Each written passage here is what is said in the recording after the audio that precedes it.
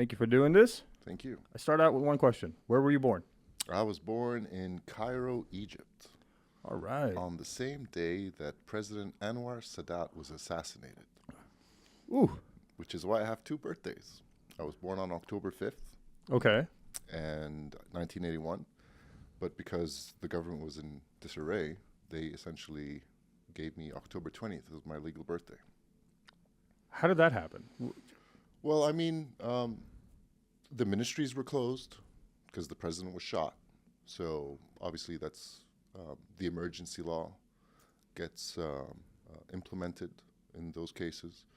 And the government just went into a shutdown for 15 days where administrative services just weren't available anymore. And up until my 21st birthday, I was celebrating 2 birthdays a year. What changed at 21? You just grew dropped up. it? I grew up. That makes sense. Less friends to hang out with. So how long were you in Cairo until you moved? I never lived in Cairo. I was just born there. My mom's Egyptian, my dad's Syrian. Okay. I grew up in Kuwait, left Kuwait in 91 when the Gulf War, Part 1 started. Right. We went to Syria, stayed in Syria for a while, and that's when my dad essentially said, and we didn't need to leave Syria. I mean, Syria was very great, very safe. It was prospering economically. It was fine. And your dad was a Syrian citizen, so Correct. You had the ability of taking advantage of everything the country had to offer. Correct. I mean, not that it's not that the opportunities are provided the same way they are in North America, but yes, for the most part, you could do whatever you wanted as a citizen. But the thing is that my dad just kind of felt that we needed to have a backup plan in terms of a legal travel document. Let's put it like that. Okay. And Canada was one of the options. And we said, you know what, at a base minimum, at least his children would be able to have more opportunities than he had. And my dad graduated from University of Texas at Arlington. This is way back when. So he graduates Arlington and then goes back to Syria? Is that how it works? Yeah, he goes back to the Middle East and works there. Engineer? Yes, This degree? Civil engineer. And he's been swearing by Texas ever since we were kids.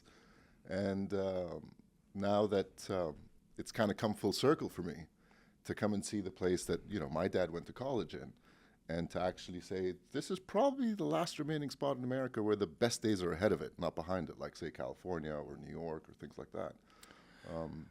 Yeah, that's the unfortunate thing. L.A., Chicago, New York, Philadelphia, these places were beautiful places that you would visit when you came to the States as a tourist, because there was a lot more known about these bigger cities through film and television than, Texas had its stuff, but it was a lot of, not a misrepresentation, but a different side of Texas. You got to see a lot more of the cowboy style, Western and all that, and a lot less of, oh yeah, by the way, there's these humongous bustling cities that have unlimited amounts of wealth being created, and Correct. It's not being mainly done in the public eye. It's a lot of it is privately done because I guess I get to say that now, a couple of years living in Texas, we value our freedom. Part of that is valuing our privacy. Correct. And that's a major thing in this state is, I leave say me the this- fuck alone and I'll leave you the fuck alone. Absolutely. And I say this joke to some of my extremely liberal friends back north in Canada. They're like, how could you like Texas? And I say, because it reminds me of Syria. And they're like, what? I'm like, I pretty much have the same kind of freedoms. Which is a misconception that I'm sure all of us here in the West have of the Middle East. Absolutely.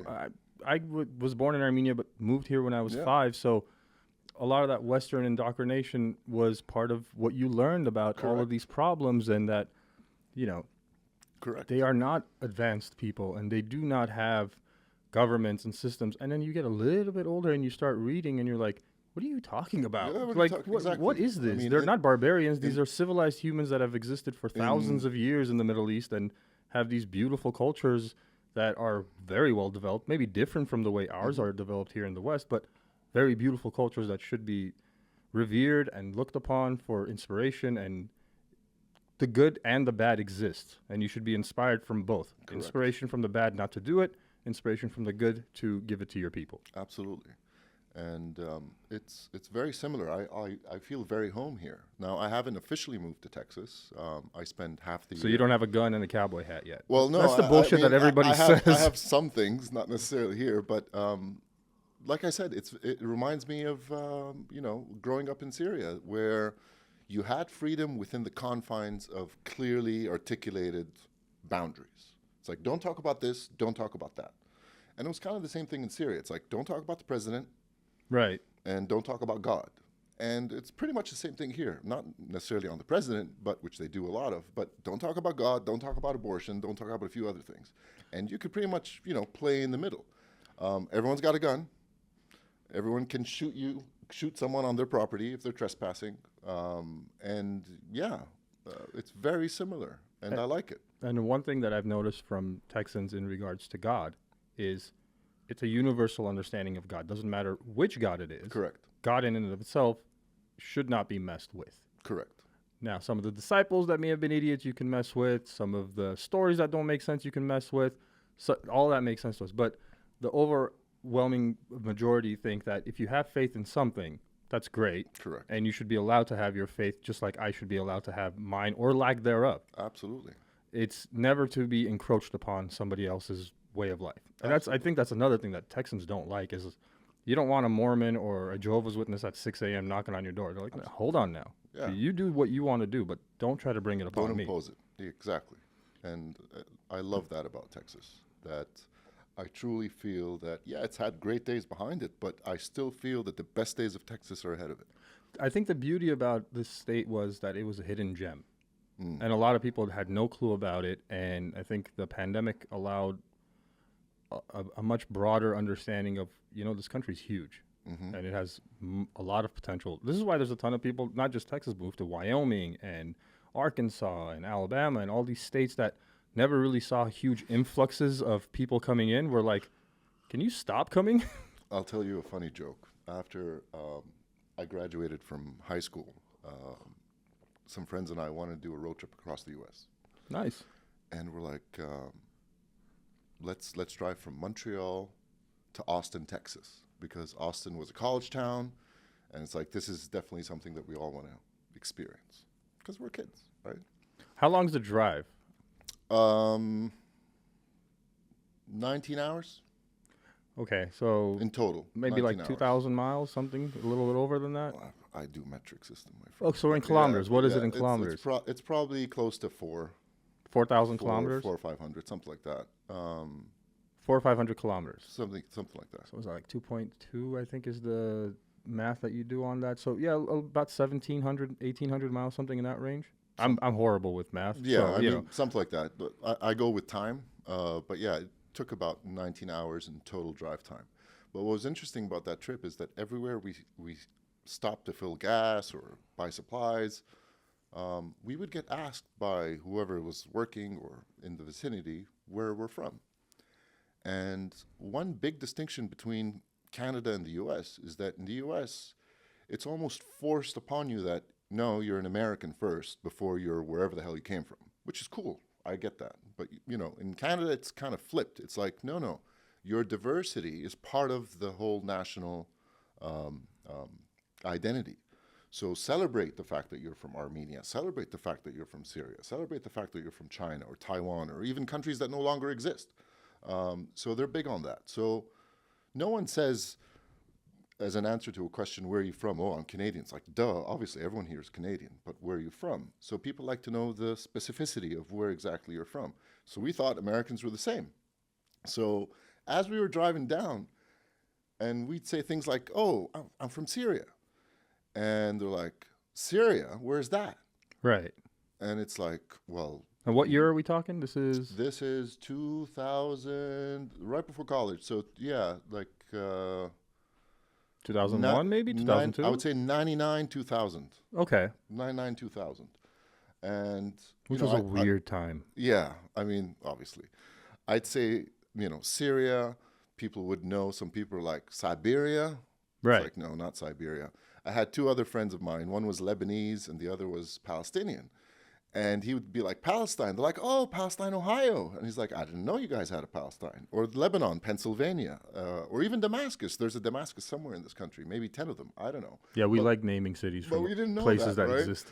So as we kept driving more and more south, the questions got a bit dumber, where they just had no idea where we're from. And it kind of ticked me off at first, because I'm like, oh, these people know nothing about world geography, which now I know is a blessing. Like, you don't need to know anything about, outside this continent in North America.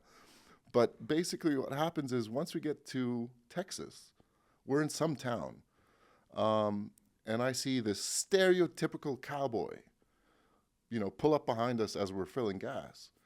And he's dressed the part, the cowboy outfit completely. Tight jeans, the boots, the tight shirt tucked in, and he's got that, weird tie thing going on, the hat. You mean like the two strings going Yeah, down? yeah, absolutely. Okay. And then he looks at me and goes, hey, where are you from? And I'm like, oh, not this again. I don't want to give anyone a geography lesson anymore. Right. So I said, I'm just going to be general. So I said, Middle East. And this guy says verbatim, dang, I've never been to the east of Texas, nor the middle of it. And that's when I essentially fell in love with the ignorance is bliss statement. That you can live in a state like Texas and not need to leave it and have a happy and prosperous life. And that kind of reality doesn't work elsewhere. You need extreme stability in a market to be able to enjoy that kind of freedom where, like, for instance, if you're, say, in the Caucasus or the Balkans in Europe or anywhere, you have to do trade with your neighbors. Like in the case of Ukraine, without going into the politics of it, but over 80% of the Ukrainian economy was dependent on Russian money, and has been the case for a very, very long time. And that's fine. There's nothing wrong with it. In the Middle East, if you look at, say, Lebanon and Syria, for the longest time, the Lebanese economy was dependent on Syrian money in banks, Syrians coming in and buying things there. And the list goes on in many, many other countries around the world. Canadians and Americans, same thing. Mexico and America. Oh, yeah. Venezuela and Colombia, Pakistan and Afghanistan, wherever you want in the world, you kind of have this thing. Not in America. You don't need to. I could just survive on a few, suburbs and cities around Dallas metropolitan. And that's a huge enough business for me. So I'm just fascinated by the scale of opportunity that exists in not just big cities, but even in small-time America. You can really experience that. And that's what I love about Texas, because I haven't seen that kind of reality in the Northeast of America, or, say, in California. Things are very developed there, and you can really feel that the best days are behind them, not ahead of them. When's the last time you were in New York City? Last year. What'd you think of it? Well, I thought about it the way that I thought about it the first time I went to New York City, which was in the early 2000s. It's all right. But then as time went on and I kept going to New York City, and it is and was one of my favorite places in the world to visit. Like, my wife and I would go 2 or 3 times a year before it all went to hell. The last time I went there, it gave me the feeling that it's going to suck for a while. But the resilience of the American people is that we will fix it. That Correct. At some point, everyone will get sick and tired of it. And unfortunately, to a certain degree, they will burn that bitch to the ground, just like they'll burn California to the ground. Correct. And then rebuild. And rebuild understanding the mistakes that were made by just completely overcorrecting one way or the other. And we have a tendency of doing that in this country. You can, look at historical, when we did something really shitty to a group of people, and then we overcorrect and then do the complete opposite, where we're thinking we're doing good, but it's just worse. Yeah. And then somewhere down the line, someone with sense will come along and be like, there's a way to fix this. It's going to suck for a good while, but we can actually fix this. Yeah. So the cities that are hurting right now, because maybe their politics, maybe the people that are in office, maybe just people are so busy just trying to survive that they don't have time to be part of the civil discourse and make their voices be heard, will at some point get frustrated enough that, like I said, they will burn it to the ground and then be like, cool, now fix it. I hope you have the right people in power to do that. It's never those in power that do it. It's those that revolt against power that do it. It's the way this country works, is when enough people stand up and say, hey, we really don't think this is okay, sooner or later the powers that be will be like, all right, okay, we get it. We shouldn't have done this. And the beauty of having 50 very diverse states is that you can have a part of the country not doing well because of state level decisions, but the country as a whole is okay. Yeah. And the United States as a whole is okay. The economy is not good. Politics are not good. A lot of it is not good. But the people in the country are still together. Absolutely. We still want this to survive and continue. You know, there's a small sect of people that have Marxist ideology or think that communism would be a great idea in a country like the United States. I'm Canadian, so yeah. I know all about that. And they are a very vocal minority. But if you look at, you know, like a state like Texas, that would never work. No. And that's the vast majority of this country. It's not just Texas. Go, you know, 48 out of 50 states probably wouldn't stand for that shit. Yeah. So I'm okay with it looking bad right now. But as a person that lived in California for 30 years and grew up in this country, I still think it's the best place to live. I still want to raise my kids here. I still want to have a future for them. And I still want this to be what it was, a beacon of hope to the rest of the world. Correct. If you are in an oppressed part of the world, and there are many, some of which we mentioned already, this was a place to come and carve out a life for yourself.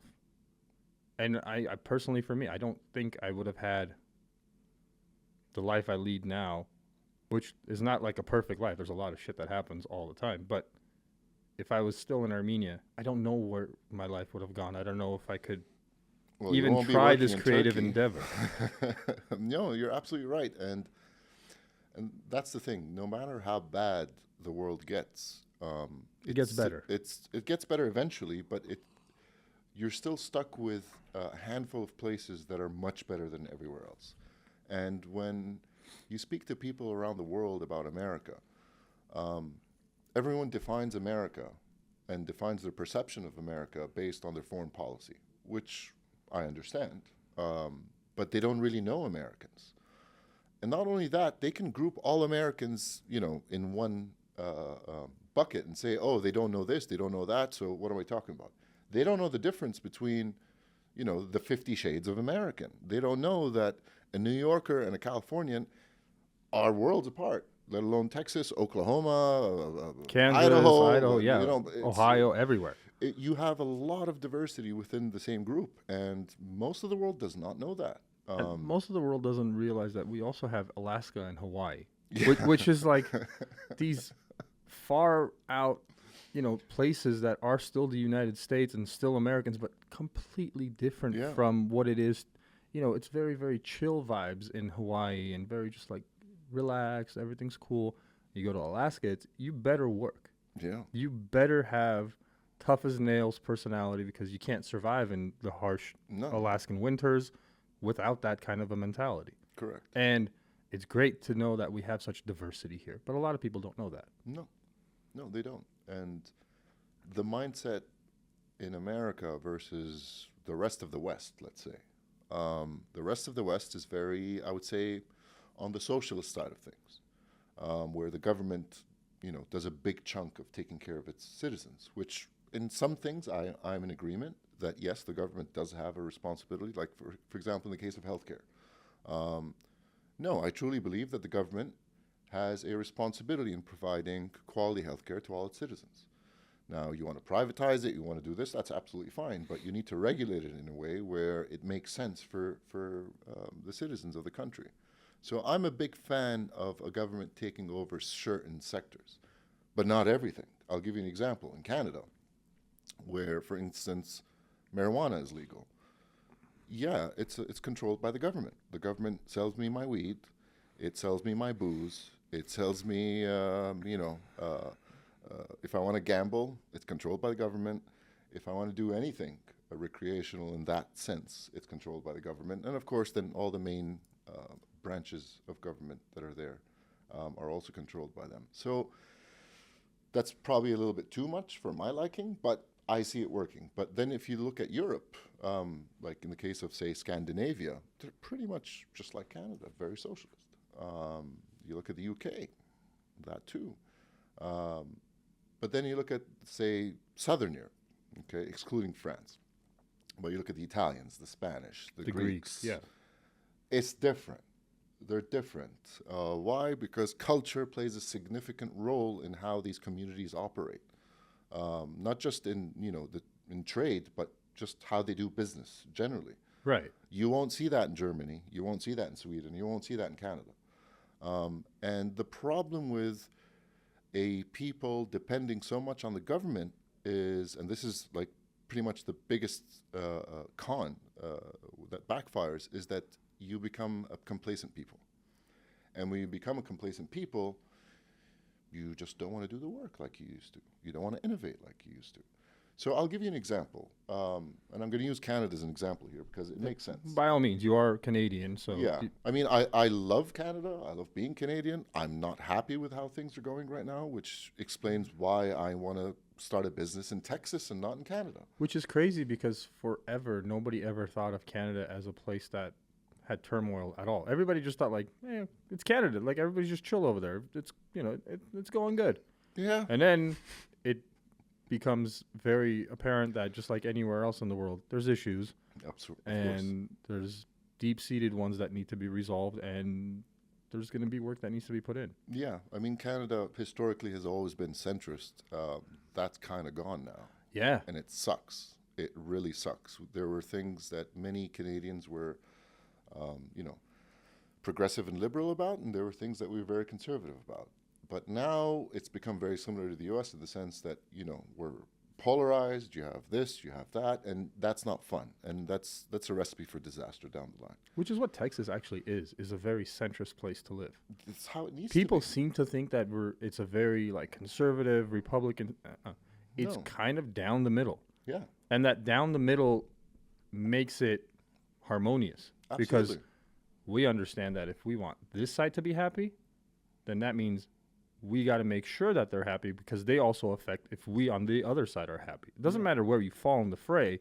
You understand that allowing people within the bounds of legality to do what they want to do will also ensure that we can do what we want to do Correct. in the same bounds of legality. Correct. And it's a very harmonious situation to be in. And it's difficult for people to think that, but you're not completely, no, we're not, no, we're not completely conservative. Not at all.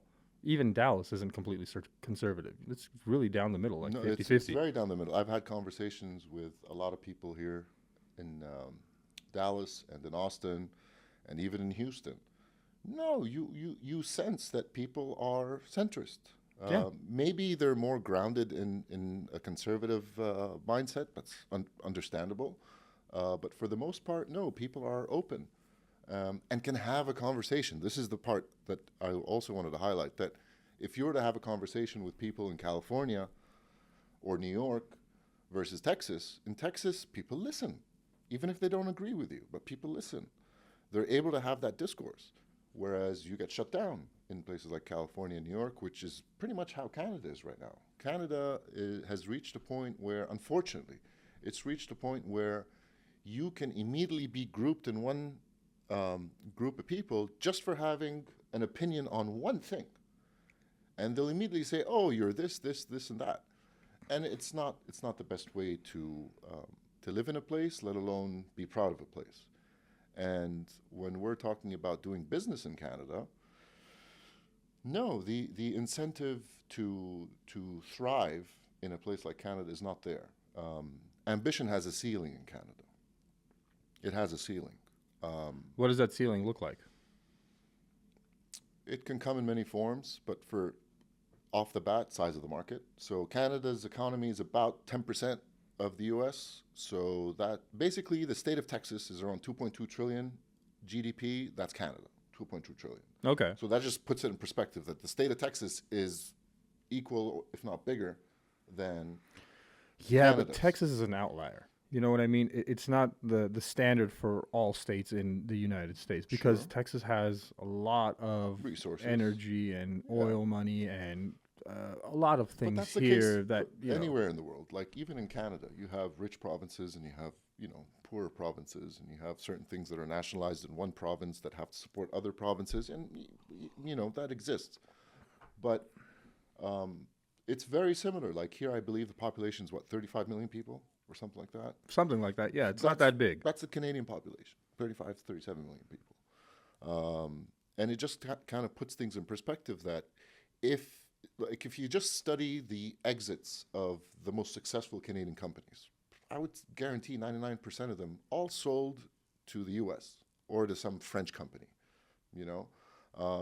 But that's the exit strategy of an entrepreneur in Canada, is that you're, after working your ass off for 5 to 7 years, trying to navigate the red tape and all the issues, that you face in the reality of the markets. Right.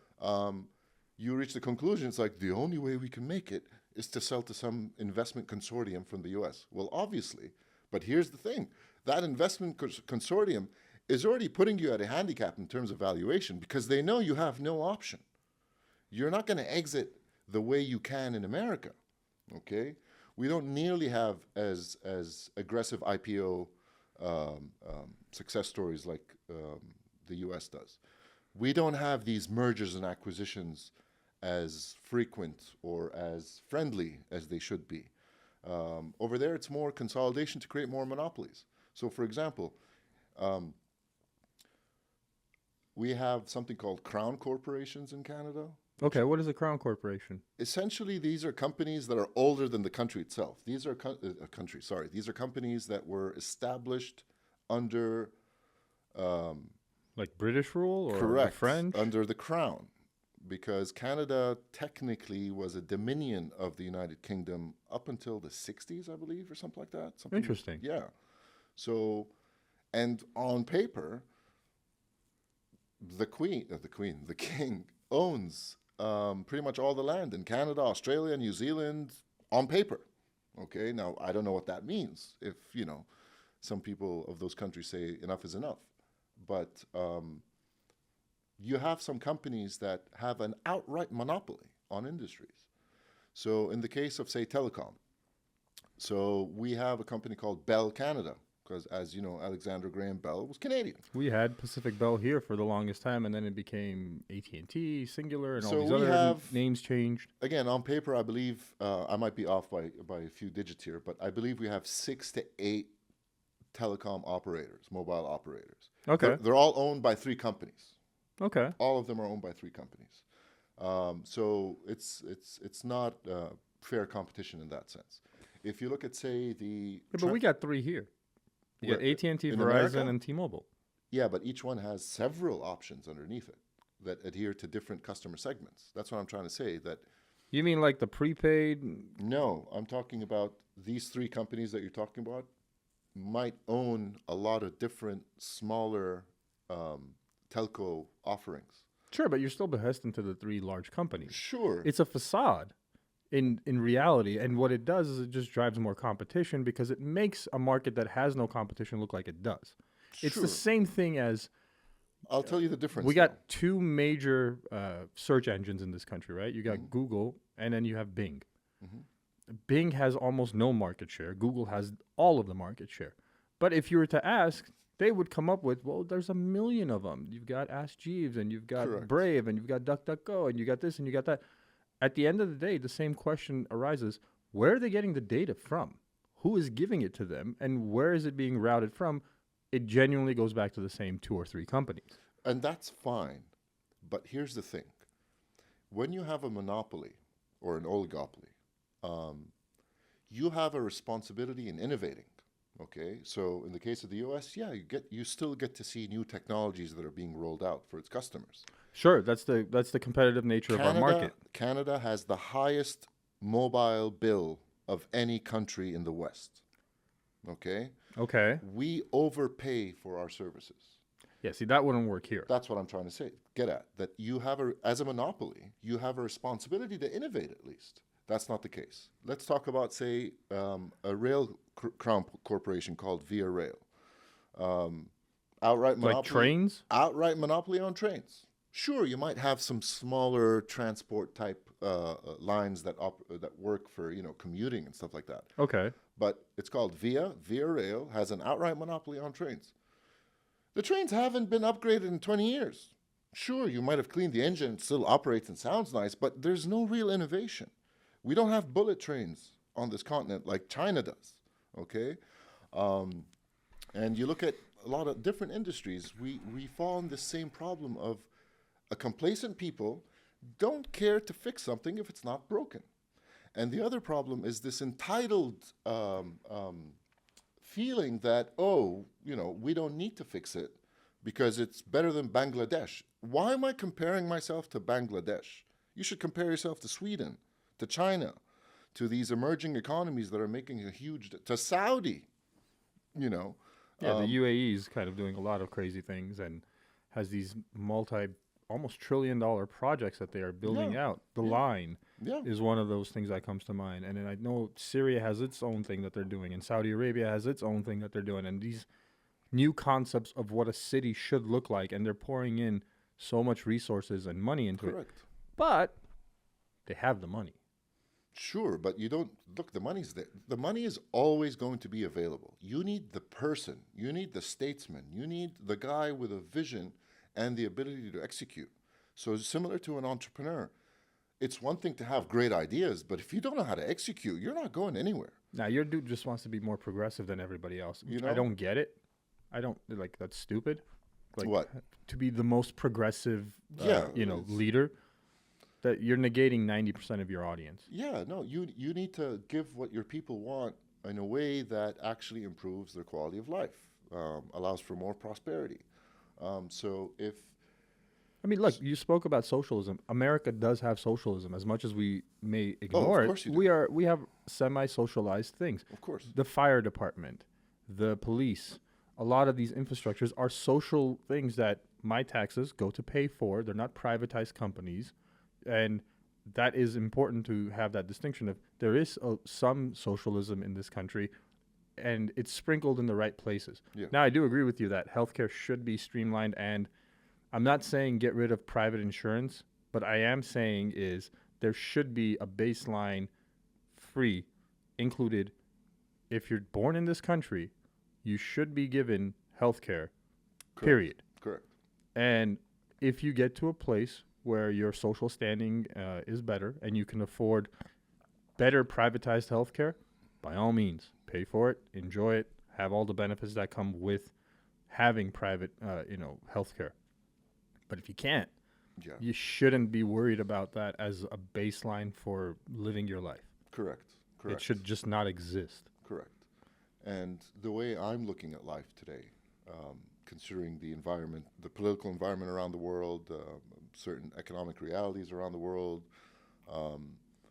I now like to treat the world like my bitch. Okay. In other words, I can travel wherever I want and I can work wherever I want.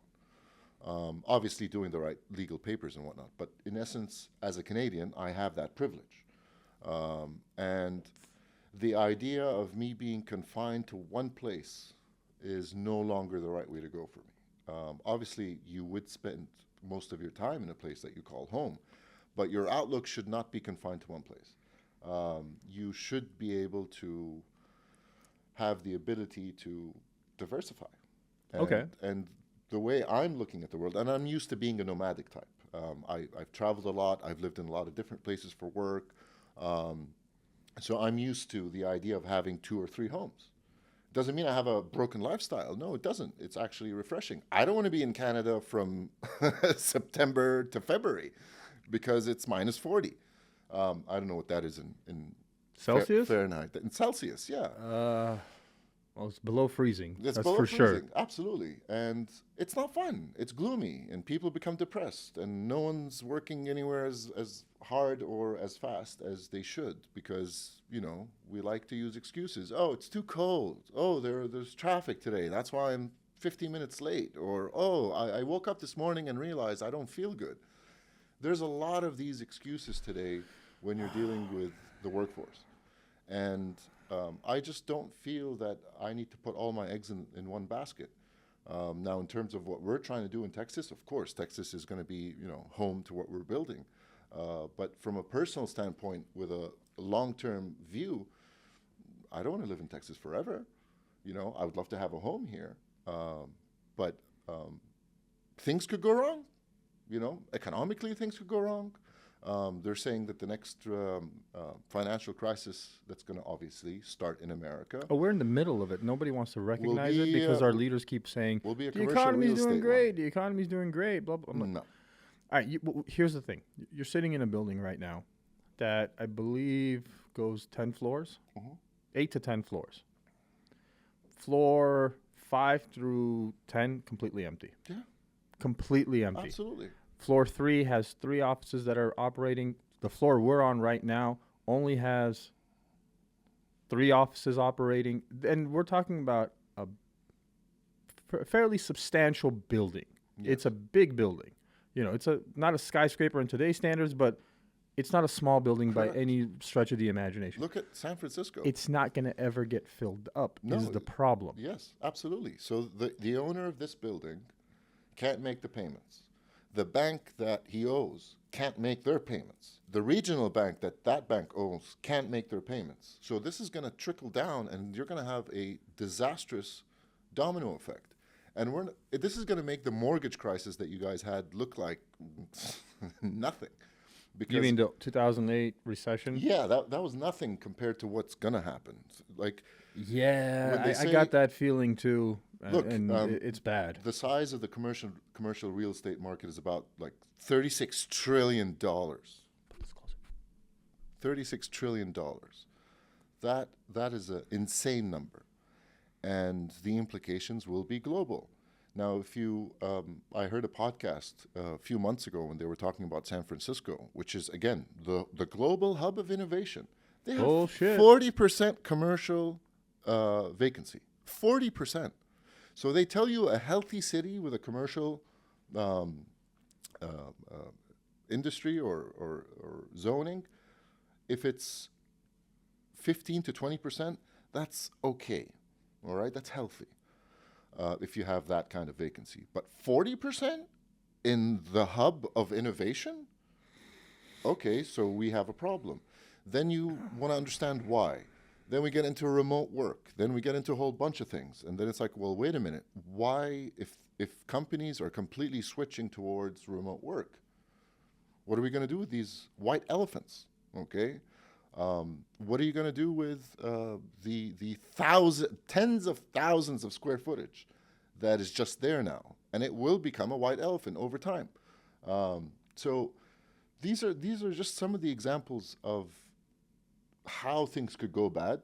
But again, it's not as volatile as elsewhere. So yes, America will still get through a significant crisis like that, but it will affect things on a day-to-day level. People will lose jobs. People will have less value in whatever portfolio they have. The opportunities will be less. So that kind of reality check may come, and that's where I go back to my personal mindset and say, wait a minute, I need to have a backup, okay? I need to be able to have that flexibility of not only operating from a business sense, but also living and enjoying a certain quality of life. So I no longer look at one place versus another and say, oh, this is the best place in the world, or this is better than that. Sure, of course, there's many places around the world that are better than many other things. But if I'm looking at the next 20, 30 years of my life, yeah, no, I'd like to make the world my bitch. If I feel like retiring in Colombia for 6 months of the year, then that's what's going to happen. If I feel like, oh, let's go and start something new in Singapore, let's go and make it happen. Because I can. You don't have kids yet, do you? Hell no. Ah, there you go. Hell no. There you go. Hell no. See, your perspective is a wonderful one. Yeah, when you I'm not anchored like you When guys, you are no. you. But when you have kids, your worldview changes completely. Absolutely. And it becomes, because it's a multi-decade investment of time. Absolutely. It takes multiple decades to raise your children to a point where they are on their own. Like, I've never agreed with this whole American mentality of, you're out of the house at 18. Mm-hmm. Fuck that. I'm the exact opposite of that. It literally takes a village to raise a child. Yeah. Which means, yeah, you can go to college. I'm so happy that you went to college and you got your degree. Get your ass home as soon as you're done with college. Yeah, I mean, Don't pay me rent. I don't want your goddamn rent. I don't you're want right. that bullshit. But I do want you to begin becoming financially aware of what's going on. Pay your own shit. Great. Buy your own clothes. Get a job. Pay for your car. All these things. But have that support of your parents and your grandparents, because it makes life a lot easier. If you want to be a professional in the world and you have kids, your grandparents or your parents who become grandparents will help raise your children, get the joy that is their grandchildren, allow you to get your footing and make the mistakes that you're inevitably going to make in your 20s to actually be a fully grown adult in your 30s. yes. It's this retarded thing that we tell people of, like, at 18 you're an adult. Says who? Yeah, no. Why? No. And then if you do the research on it, they're like, oh, that's right, because we can start collecting tax revenue and you can go and die for this country. Great. It's wonderful. I nothing against it. It has worked historically for 300 plus years. It's wonderful. But it wasn't always leave the house at 18.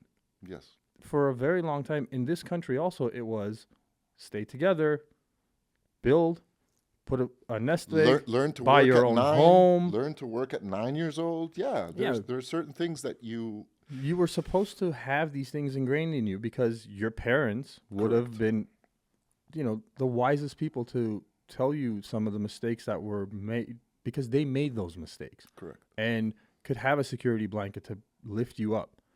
I don't mean you're supposed to be living with your parents until your old age, but when your parents do get to old age, you should have them living with you.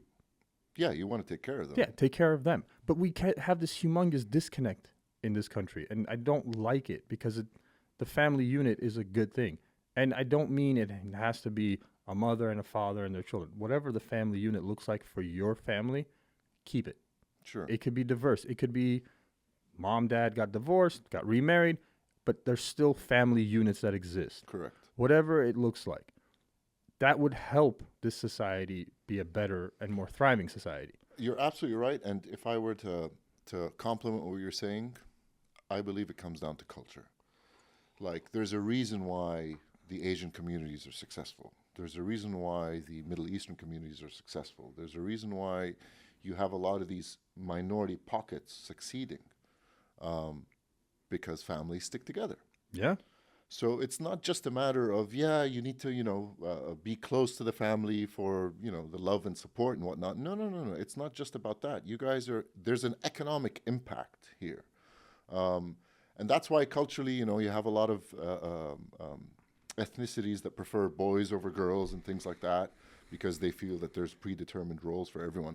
But what I mean to say is that when a family looks at themselves as this unit that can do a lot more than just love each other and support each other, when you want to do a business and you're going to run into the issue of hiring people, or you need someone, I would hire my brother and sister 10 times out of 10 times. Yeah, but here it's Okay. the rule is you don't want to go into business with family, and you don't want this and that. Look, I mean, I have an example in my own case where I did wrong by a cousin of mine, who was not he's not a big fan of nepotism, but so I can see how certain things could be problematic.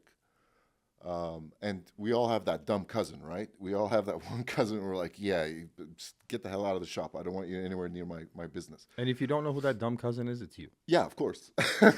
Absolutely. So you still want to be able to have the right type of skills and merit and whatnot. But in some businesses, loyalty and trust will trump everything, because you know that my cousin is capable of learning, unless they're a complete idiot. But you know that this person is capable of learning the way you want them to learn, and they can thrive in it, because you know this person inside and out. So even the communication and how you're able to train this person is different than, say, I went and hired Barbara or Bob after doing interviews, and they may or may not like what they're doing, and they may quit after 3 to 6 months. That's another problem with things. So when you look at, say, the Indian community, They're succeeding because 4 brothers come with their 4 kids, and they're all setting up a grocery store. They have their overhead covered with people that they trust and know exactly what they're doing. There's a lot of success stories for, say, the Syrian community. I'm a big supporter of Syrians that have gotten out of Syria. And for the longest time, I mean, I'm talking since the 20s, Syrians were a complacent people. We were self-dependent. We pumped our own oil and gas. We fed ourselves with our own produce and our own proteins. We didn't have any reliance on the global market or global economy. Like when the 2008 financial crisis happened, nothing happened in Syria. We were fine. In fact, everyone made more money. So we were kind of isolated from that element. But what I mean to say is that when Syrians were finally forced to leave Syria in droves, okay, and I realized that in an area called Richardson, Yeah. you guys have a little Syria right there. I was there yesterday with my Okay. wife doing shopping, and there's a ton of Middle Eastern and Arabic stores. A lot. And I spoke to one, I was getting my... Shout out to Sarah's Market, by the way. oh, yeah, Amazing stuff. fantastic. Fantastic. They're Metabal and thank you very much for finally clarifying that there's a difference between Metabal and Bab Ghanoush. What's the difference? I know there is one. There's a distinct difference between the two, right? Yes. They're both eggplant They're based. both eggplant based, but the Baba Ghanoush is the one that looks more like a lightly minced eggplant, so you can see the color of it, and there's tomatoes in it. They could put some cilantro or parsley or other And things like mutabal that. is more closely related to the hummus look. Correct. More, It's more grainy. yes, But but it's it's also- almost like blended, I guess. Is Correct. the thing. Like it's a fine, not a mush. That's a bad way of describing it, but a fine spread, a beautiful Correct. spread, versus more thick pieces where you can distinctly tell this is eggplant. Correct. Okay. So for the longest time, people in North America didn't know what the hell things were, right? They just call it whatever the first, Middle Eastern immigrant called it, or his first customer called it, right? And it just sticks. They're like, yeah, it's all right, fine, we're going to stick with it. But now you're seeing these new businesses pop up, and it makes me proud to see that they figured out how to operate in foreign markets. So when I was getting my hair cut, yes, I don't have hair, but I still have some facial hair. And the barber was Syrian. So I'm like, listen, I need to know a few things. One, where's the Syrian butcher? Where do I get my shawarma from? Can I ask you a question? Yes. For Syrian butcher, does that mean halal preparation, or does it mean not halal? For the most part, it's halal. Okay. The reason I ask is because I just want to know culturally, like, do Syrians abide by the halal rules or not really? So the most successful butchers in Syria are Jewish Syrians Okay. and have been historically. So a lot of times... So it's kosher preparation, Correct. not And halal, kosher and which halal is very is similar to each exactly other. the There's a and for those that don't understand, it's just not mixing different ingredients on the same table or preparing on the same table, I guess, is Yes, kind of the rule behind it. And you bless the animal before you slaughter it. Yes. Okay, so the Jews and the Muslims do the exact same thing. Not so much us as the Christians. No, not so much. We're just like, does it taste good? Yeah, exactly. Kill it. But I'm sure there's something. But yeah, when it comes to kosher and halal, historically that's how it's been. But the reason I personally wanted to find a Syrian butcher, which by the way they're There's not probably here- a ton of them, right? Not in the way that I would like, where it's Okay. like a mom and pop shop. I walk in, I'm like, yeah, I need this. But the reason why I was asking that question is because I want to be able to get some mutton, some meat from sheep or lamb or things like that, as opposed to just beef. You know what I mean? Right. So, and it has more fat on it. So if you're barbecuing it, you get a nicer crisp and great flavor. And this guy tells me the kind of butcher you're looking for doesn't exist in Dallas yet. But this Syrian guy that came 6 years ago bought 150 acres of land and brought 300 sheep, the same breed that we eat in Syria, which, by the way, is one of the most expensive sheeps in the world to buy. It's called Owais. Always. Okay. High quality, great fat content, very, very juicy when you're cooking it and Which whatnot. a lot of people don't know is some of these animals, particularly like a sheep, a lamb, a goat, you can't feed him like you can feed a cow. They Correct. won't just eat anything, or like a pig. They're very particular about what they Correct. eat, and they will only eat that. Everything else is poison to them, kind Correct. And like in a place like Syria, or at least Syrian farmers, never got used to industrialized farming. which is a good thing. It's a great thing, especially when it comes to food.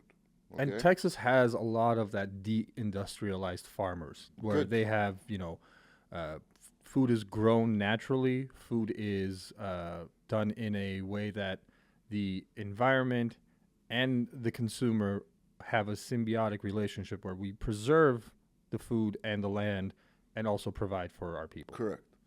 So when this guy was telling me about this story, I just smiled. I'm like, I like not only that obviously some Syrians came here, but they're doing business the Texas way. Yeah. All right, go big or go home. Yeah, you know? 150 acres, bring the 150 sheep, acres. yalla. I brought 300 heads of sheep, and apparently this guy supplies all the halal grocers in town, including Sarah's.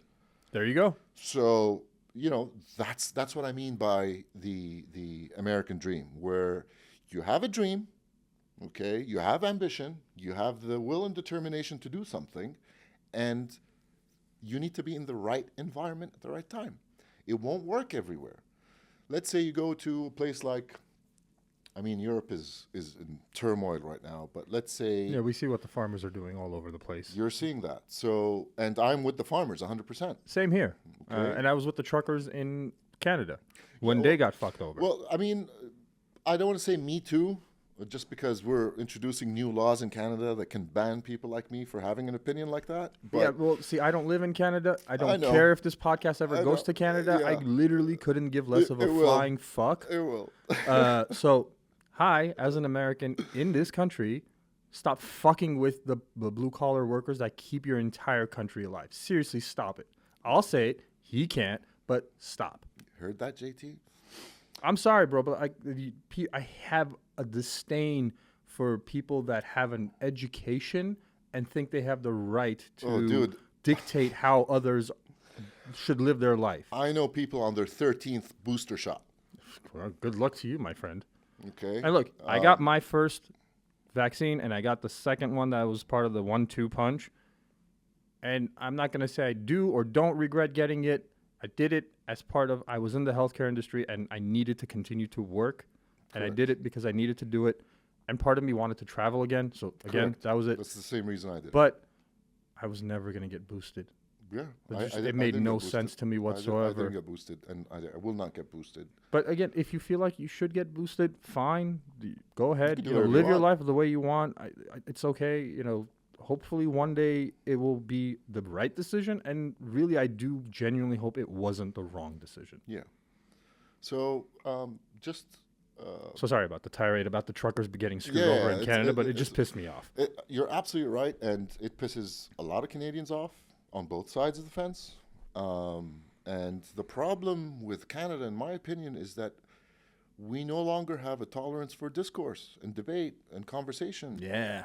And it pisses me off. Yeah. Like, I'll give you an American example. When I was in San Diego, Which used to be a very beautiful place, by the way. still is beautiful, but Yeah. until you meet some of its people, right? But I still prefer San Diego over the rest. So my understanding was San Diego was a red dot in a blue ocean. Okay. For a long time it was, yeah, because you had, it's a different, Southern California is very different from The rest of it. Central and Northern California. Yeah, very much so. So I was in San Diego where I got mocked for walking into a restaurant with a mask. And I had just arrived from Canada, so I was just used to, what I thought was the standard protocol.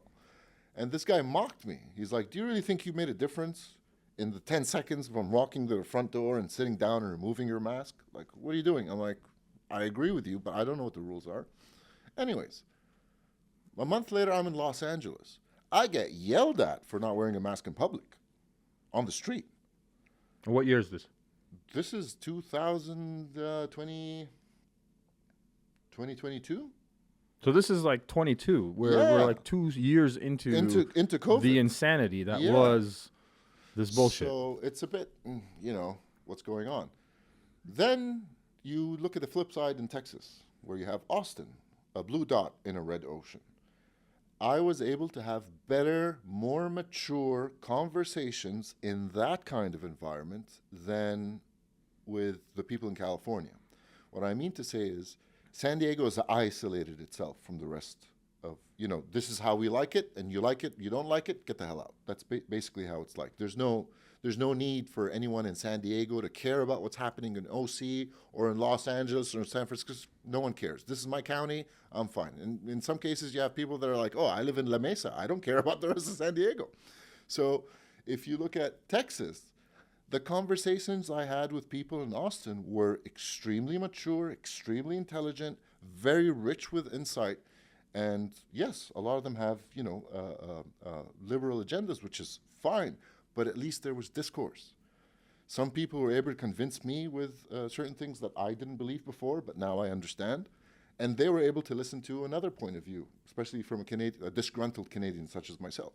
So I just felt that you need the right kind of environment for you to be able to not only do your work, but also express yourself freely without being judged.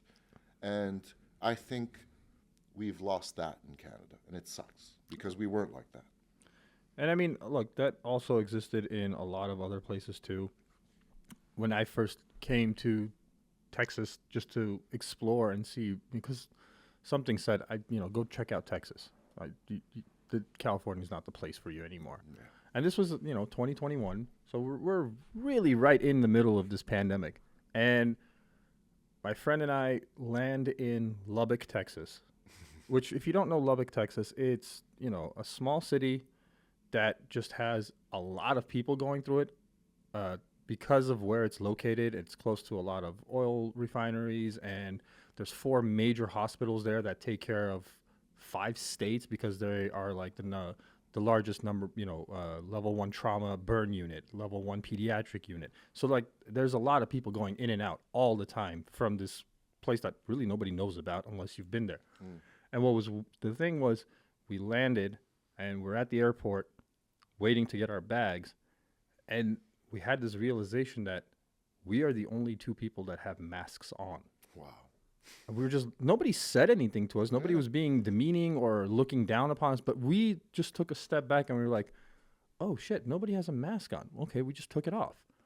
And you're like, oh, now I get it. This is what they are all talking about, where it's just like, leave us alone mentality. And they're, I'm not going to bother you. Don't bother me. You want to wear your mask, you're welcome to, but the rest of us aren't, because we don't see the point to this. Did you know that the real definition of freedom is not me having liberties to do whatever I want, but me having the liberty of not doing what I'm told to do? So I've said this, and I don't know how popular it is, but I say the First Amendment isn't your right to free speech. It's also your right to shut the fuck up. Yeah. And most people don't understand that. You can't be compelled to say shit in this country, which is your right to shut the fuck up. Yeah.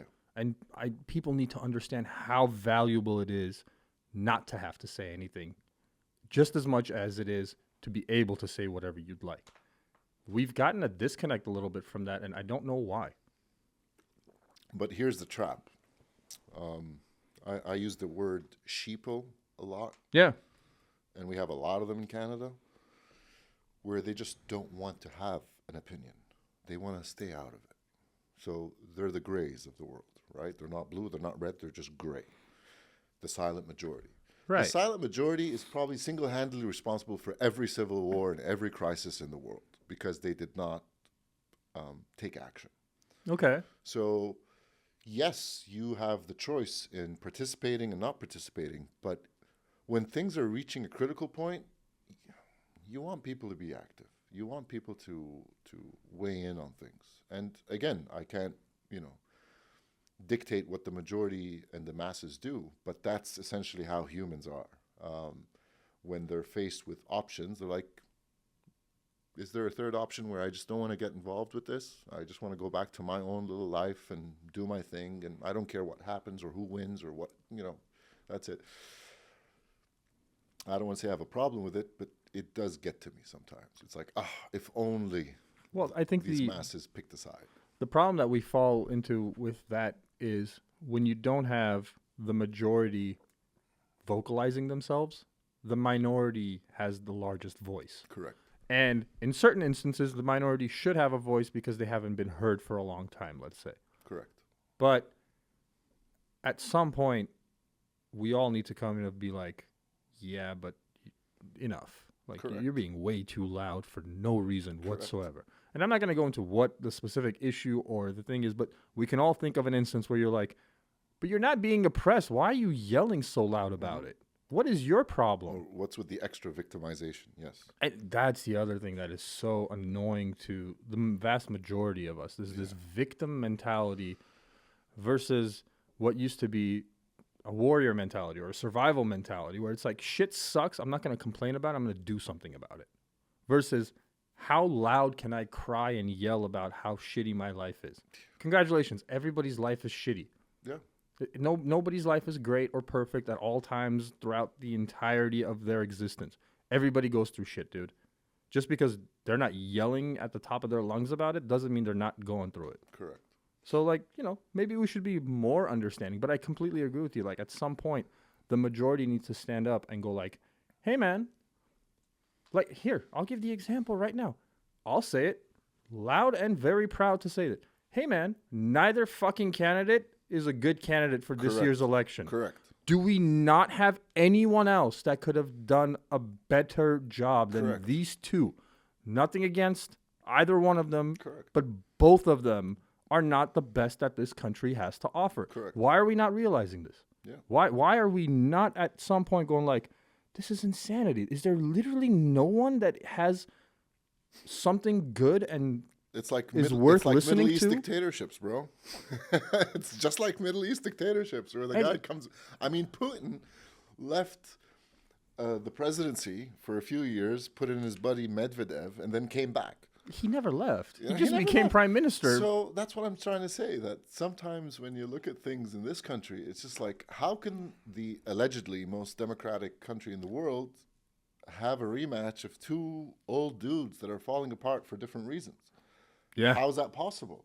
So as a Canadian, I'm like, what's going on here, right? But I'm not American. I don't have a say or an opinion on it. But I love when I meet my Canadian friends who take it to heart that Trump can't win or Biden can't win or this and that, blah, blah, blah. And I look at them, I'm like, what's it to you? What's it to you? Why are you angry? What? He's like, oh, did you hear what he said about abortion? It's like, yeah, but how does that affect your life as a Canadian? You know, the only way America can affect Canada as if we took over. Is, I hope so. But yeah, we'd be a great state. We'd be a great state. I have a But you have to put us all thought. as one state. Like, don't split us up. No, man. We can't have you guys all be one state. Well, I mean, it's, how many provinces? What are we, 13, I think? All right, so we can add an additional 13 Prince Edward states. Island, Newfoundland, Nova Scotia, New Brunswick, Quebec, Ontario, Saskatchewan, Manitoba. What's the other one called? Ottawa? No, that's in Ontario. BC, and then you have the territories on top. Yeah, probably something like 13. And similar to America, we're all very different. Yeah. And what united us in the past, which is, you know, the Canadian values, that's not there anymore. Oppression. That's not there anymore, unfortunately. Like, so I come from Montreal.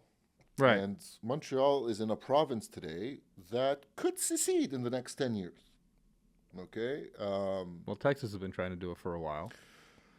And what's funny is a bunch of states are like, yeah, we're going to go with Texas. They're like, we'd like to join their union and start a new thing with them. Correct. And Texas could do it. It's terrifying, though. It's terrifying, but they could do it and they could pull it off. The difference in Quebec's case is that the idea of separation is based on culture and language. It's not based on anything else.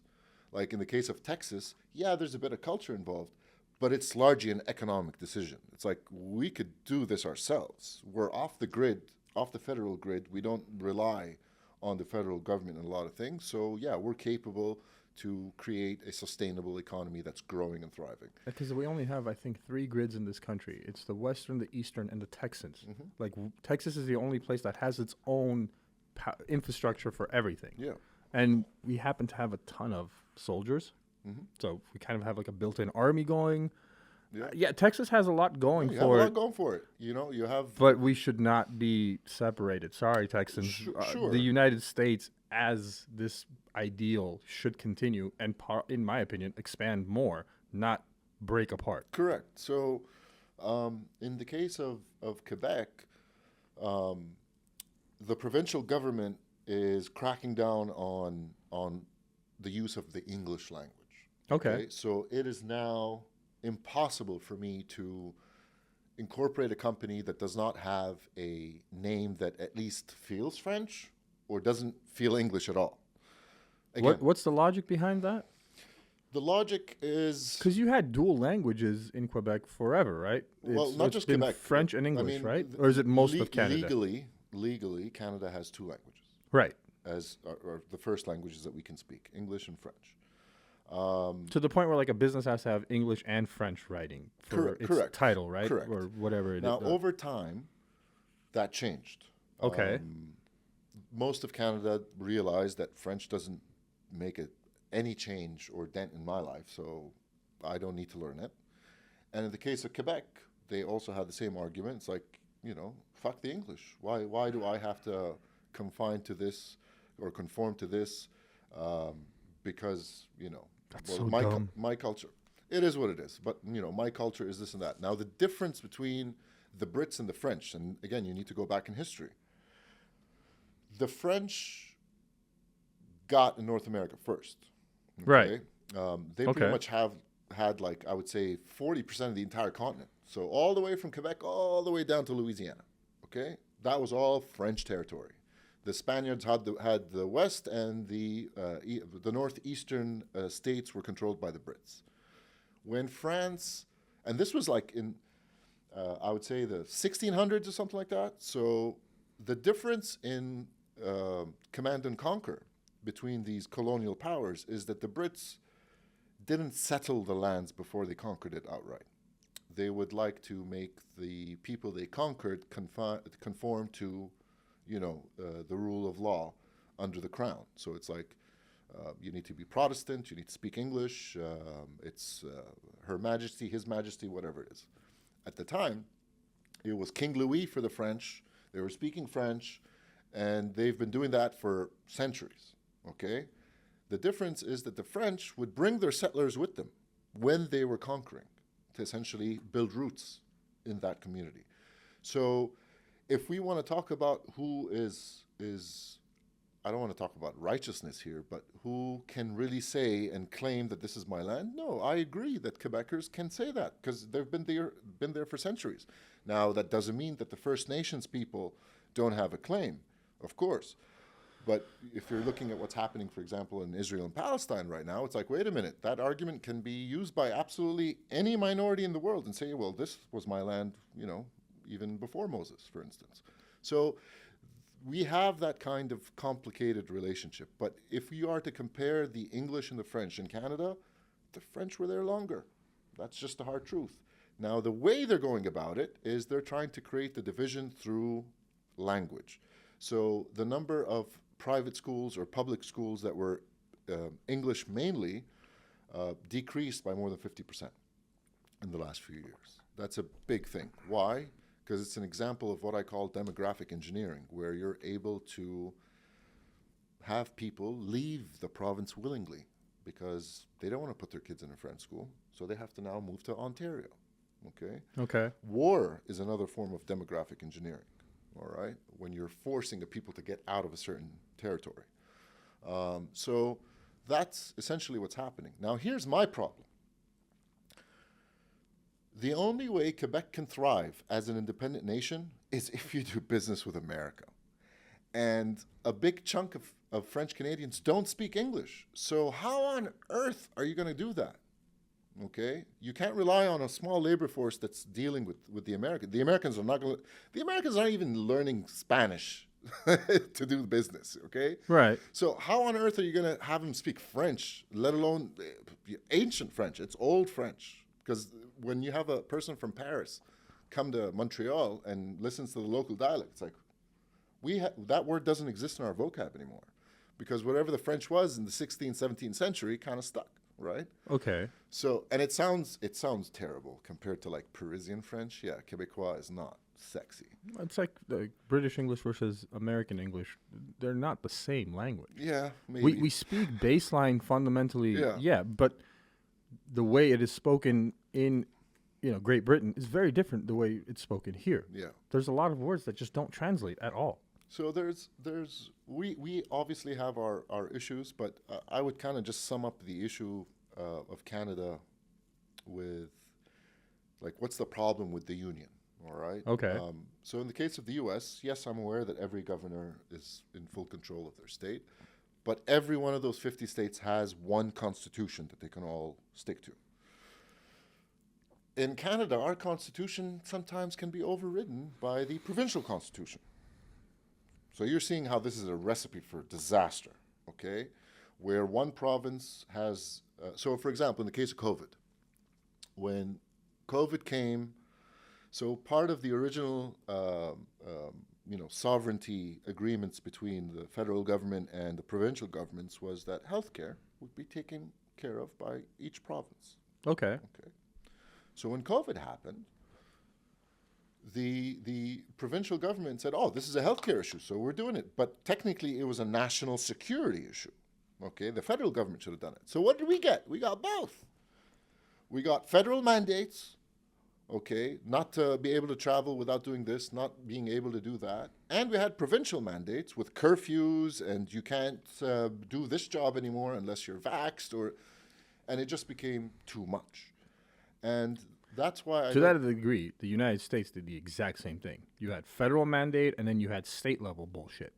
Meaning, in California, they were able to shut down all the restaurants and the businesses and yada yada, and they extended it forever. Mm-hmm.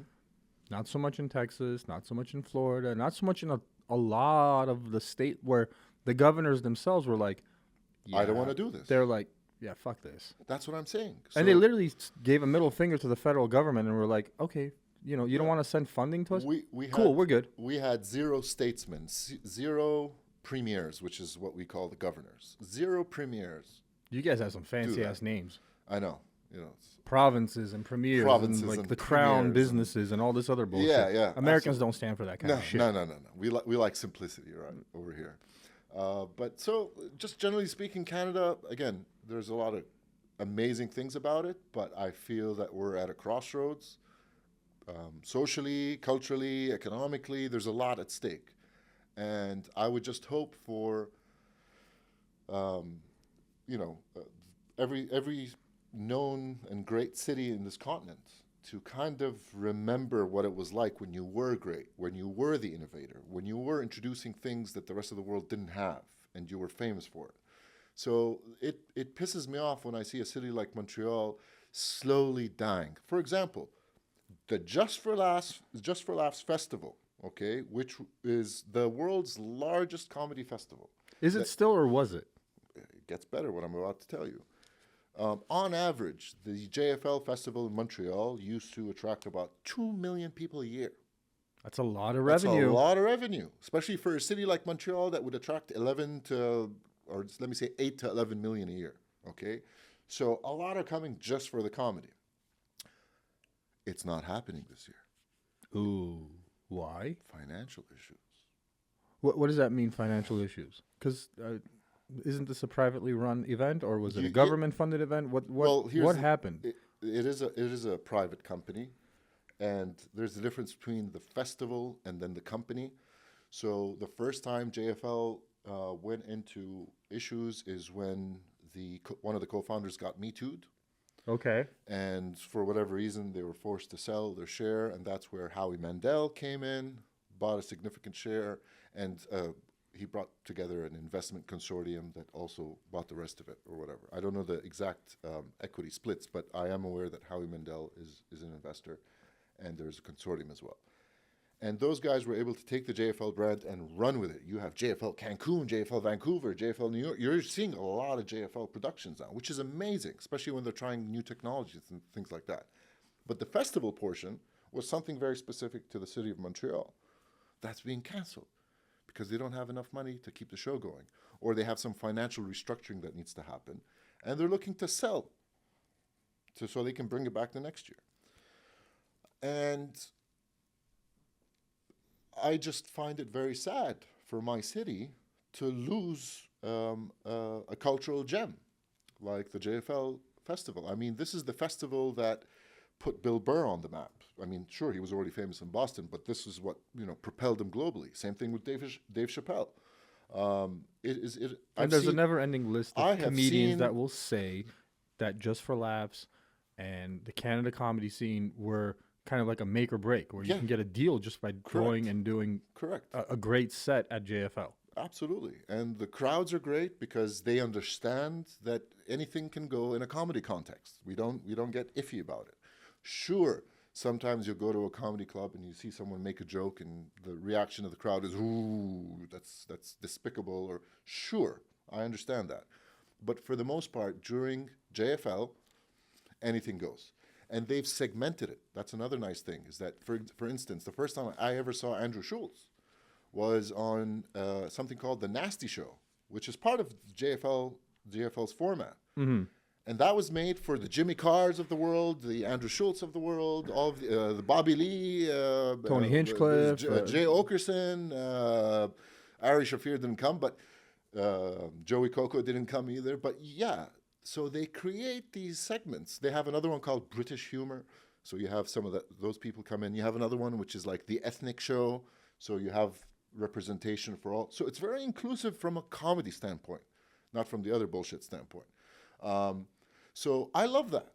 That was beautiful because you get to see all of these different people express their opinions in a comedy context without anyone getting iffy about it.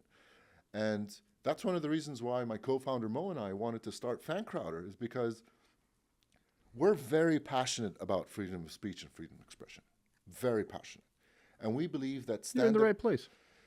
And stand-up comedians are at the forefront of the war against freedom of speech and freedom of expression. They're probably one of the only people that are able to say what everyone else is thinking or dare not say out in public. But you need them. They are a necessary art. And instead of trying to cancel them and trying to confine them, you cannot do that with creative types. I've worked with creative types the majority of my career when I was in corporate. You can't do that. You need this person to be in their element and boom, just pop with their ideas and let them express themselves however they want. So you need to create that environment for them to feel free and liberated with their thoughts and ideas. And that's what the stage is for a stand-up comedian. So if you're going to make an issue, whenever this guy says something in a comedic context, no matter how racist, no matter how inappropriate, no matter how ridiculous or dumb the joke was, it's still a joke. And the crowd is more than entitled to say, fuck you, I didn't like it, I've never seen this. Obviously, that's how it works, okay? But that validation is also going back to the comedian. He now knows, this joke doesn't work with this crowd, okay? He's not going to do it again. Or he needs to refine it because people picked up on a certain word in the bit. Whatever it is, but you need that kind of feedback loop, even if it's negative. So we felt when we wanted to get into the comedy business, we felt that no, this necessary art needs to be supported in a way that helps people not only express themselves more, but reach as many people as possible. And that's where your fans come in. That's where you're able to engage with them more often and things like that. I'm very passionate about this war that's happening and how comedians need to be able to win it because it's bad. And I saw a snippet of a video from Jon Stewart's interview where they were saying, where's the line for comedians not to say certain things? And he says, it's not me that's supposed to tell you where the line is. He's like, why don't the politicians tell us where the goddamn line is? Absolutely. And that's very telling. It's like, why are you going after the comedian? Go after the politician. Well, it's low-hanging fruit. So what? And I don't mean this to dismiss comedians in any way or to, kind of, I don't want to be hurtful by what I'm saying but why I say low-hanging fruit is you have much easier access to a stand-up comedian than you do to a politician. Correct. Because I can buy a ticket, go to your comedy show, and scream at like an asshole in a crowd and think I've made a difference. Correct. Or I can go on Twitter and take a picture to go on Twitter and be like, this motherfucker and blah, blah, blah, and da-da-da. That's why. Because you can get to those people. Yeah. And a lot of those people read those comments because they care about their art and their craft and they want to get better. And at some point, it's disheartening when all they're doing is saying that you're a racist or you're a bigot or you're a sexist or you're a misogynist or you're this and you're that. And you're like, but it was a goddamn joke that was supposed to highlight how shitty that thing is and why we should be talking about it. Correct. And I think a lot of that gets lost. So that's why I'm interested in what you guys are doing with Crowdfunder, and I'm interested in Fancrowd. Huh? Fancrowd. Sorry. That's Fancrowd. I might create a feature now called Crowdfunder. But Fancrowd, yeah, like it's interesting because now you have this new dynamic that says, hey, instead of screaming at your top of the lungs and all this other bullshit, how about you vote on who you liked and why you like them? Yeah. And that person will be compensated for you liking them in a monetary form and will be just like a direct feedback loop. Correct. And maybe, just maybe, this will tone down the amount of Twitter hate, or X, I guess now, that people are supposed to be getting from a comedy show. Yeah. Like, we need to stop that. And we should give a lot more hate to the politicians that are elected to represent us. But really, do they? No. They don't represent the interests of the common person. No. Not at all. No. It's a big racket. It's like they're beholden to whoever is their daddy. Have you ever heard or watched the adult animation Duckman? I've heard of it. I haven't watched it, so I wouldn't want to. I won't lie and say I've watched it. I believe it was in the late '90s, early 2000s, but it was starring Jason Alexander's voice. Okay. And I think they just did 4 or 5 seasons of this thing. Which is a pretty good run. It was out there. Okay, there was a lot of not very politically correct, but it was a different time back then. But I liked it. Anyways, there's one episode where Duckman is trying out stand-up comedy. And he bombs, although his material is great, right? And he just kind of loses it and gives a speech to everyone that's there that's not like paying attention. And he's like, comedy is supposed to leave you differently than how it found you. Whether you're pissed off, ticked off, happy, sad, excited, eccentric, whatever it is, comedy should create that kind of a jolt in you. And whenever I see a comedian not bomb for doing something wrong on stage, but bomb for, let's say, he said a certain joke and the crowd went, ooh, the joke worked. You see what I'm saying? The joke worked. It doesn't necessarily always need to be a laugh. It needs to create some kind of a jolt, an impact in people to get them to think of it. Some sort of an emotional response. Absolutely. So I'm a big fan. When I first heard that, it had a profound impact on how I looked at comedy. I'm like, yeah, absolutely. Sometimes I will not agree with what's being said. Like every time I go to a comedy show and any joke on Arabs or Muslims are made or whatever, and it's like, oh, terrorism. Fine. But bro, I mean, it's 2024. Get new material. All right. There's a lot of other insights that you can use to mock these people. It's my feeling on COVID jokes. Like, put it to bed, bro. It's done. Come on, it's done. Enough is enough. Nobody cares. So I like to see more variety within certain things, obviously, but I'm not going to judge the guy. I'm just going to say, okay, he's not my cup of tea. But I respect what they do. Like, for example, Ari Shaffir. I'm not a fan of his comedy, but I respect what he does. I respect that he's got, I don't know how many followers that like what he does. So who am I to say that fuck Ari Shaffir and fuck his followers for not having good taste in comedy? I would never say that. And we oppose on each other on this one because Ari Shaffir is one of my favorite comedians. I love him. I've gotten to see him perform live at the Addison Improv. Yeah. And I walked away from that show and said, I really want to do this podcast. He was really a very large inspiration of it because I saw his special Jew and loved it. Thought it was funny, insightful, great. And then I saw him do almost an hour and a half, and none of it was the material that he did in that comedy special.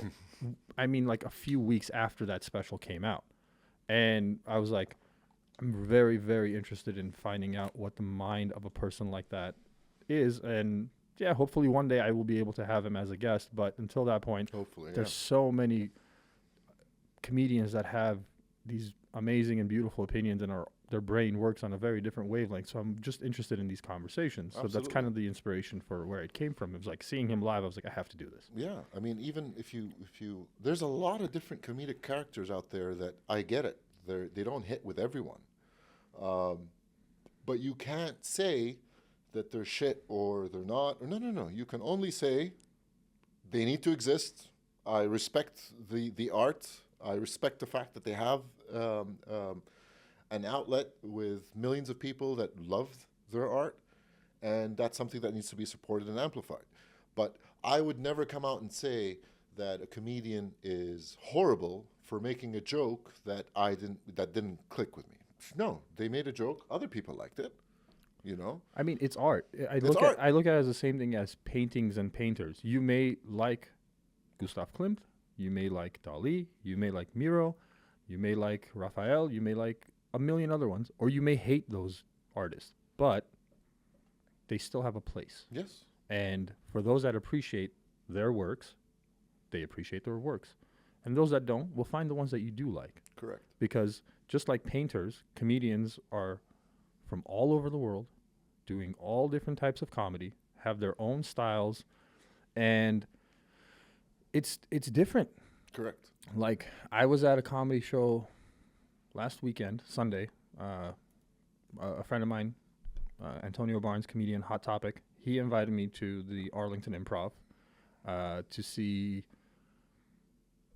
I guess, black comedy is the best way to put it, because all the artists were black that were performing. And it's a very, very different show to an Indian comedy or white comedy. And the crowd is different. The way the crowd engages is different. And I don't mean this in a good or bad way. It's just different crowds of people. One thing that I did notice, that everybody is dressed very nice. Mm-hmm. Everybody is there for not just a comedy show, but for an entertaining evening where a lot of music is used in like, I don't know if it's all black comedy or it's just southern black comedy that incorporates a lot of music into it, but it's cool. It's really, really cool. And it's fun. And the way the music is incorporated is part of the comedy, and everybody's laughing and everybody's kind of connecting on, and they're expecting it to happen. It's not weird or in the fray that there's music part of the act. It's so cool, and it's supposed to be there.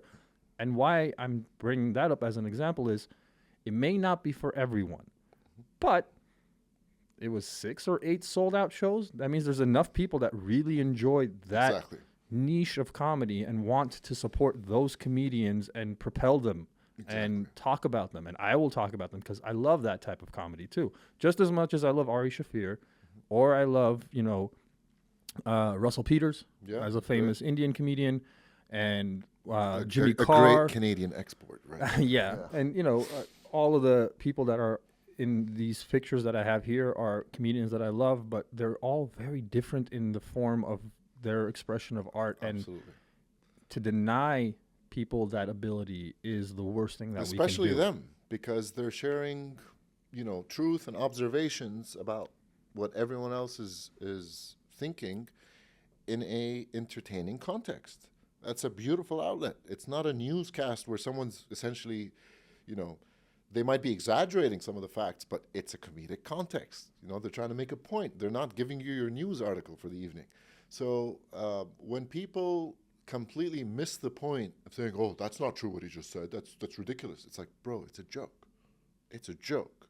And he's clearly exaggerating. It's supposed to be. Supposed to be. Most comedians will tell you it comes from a place of truth and from reality.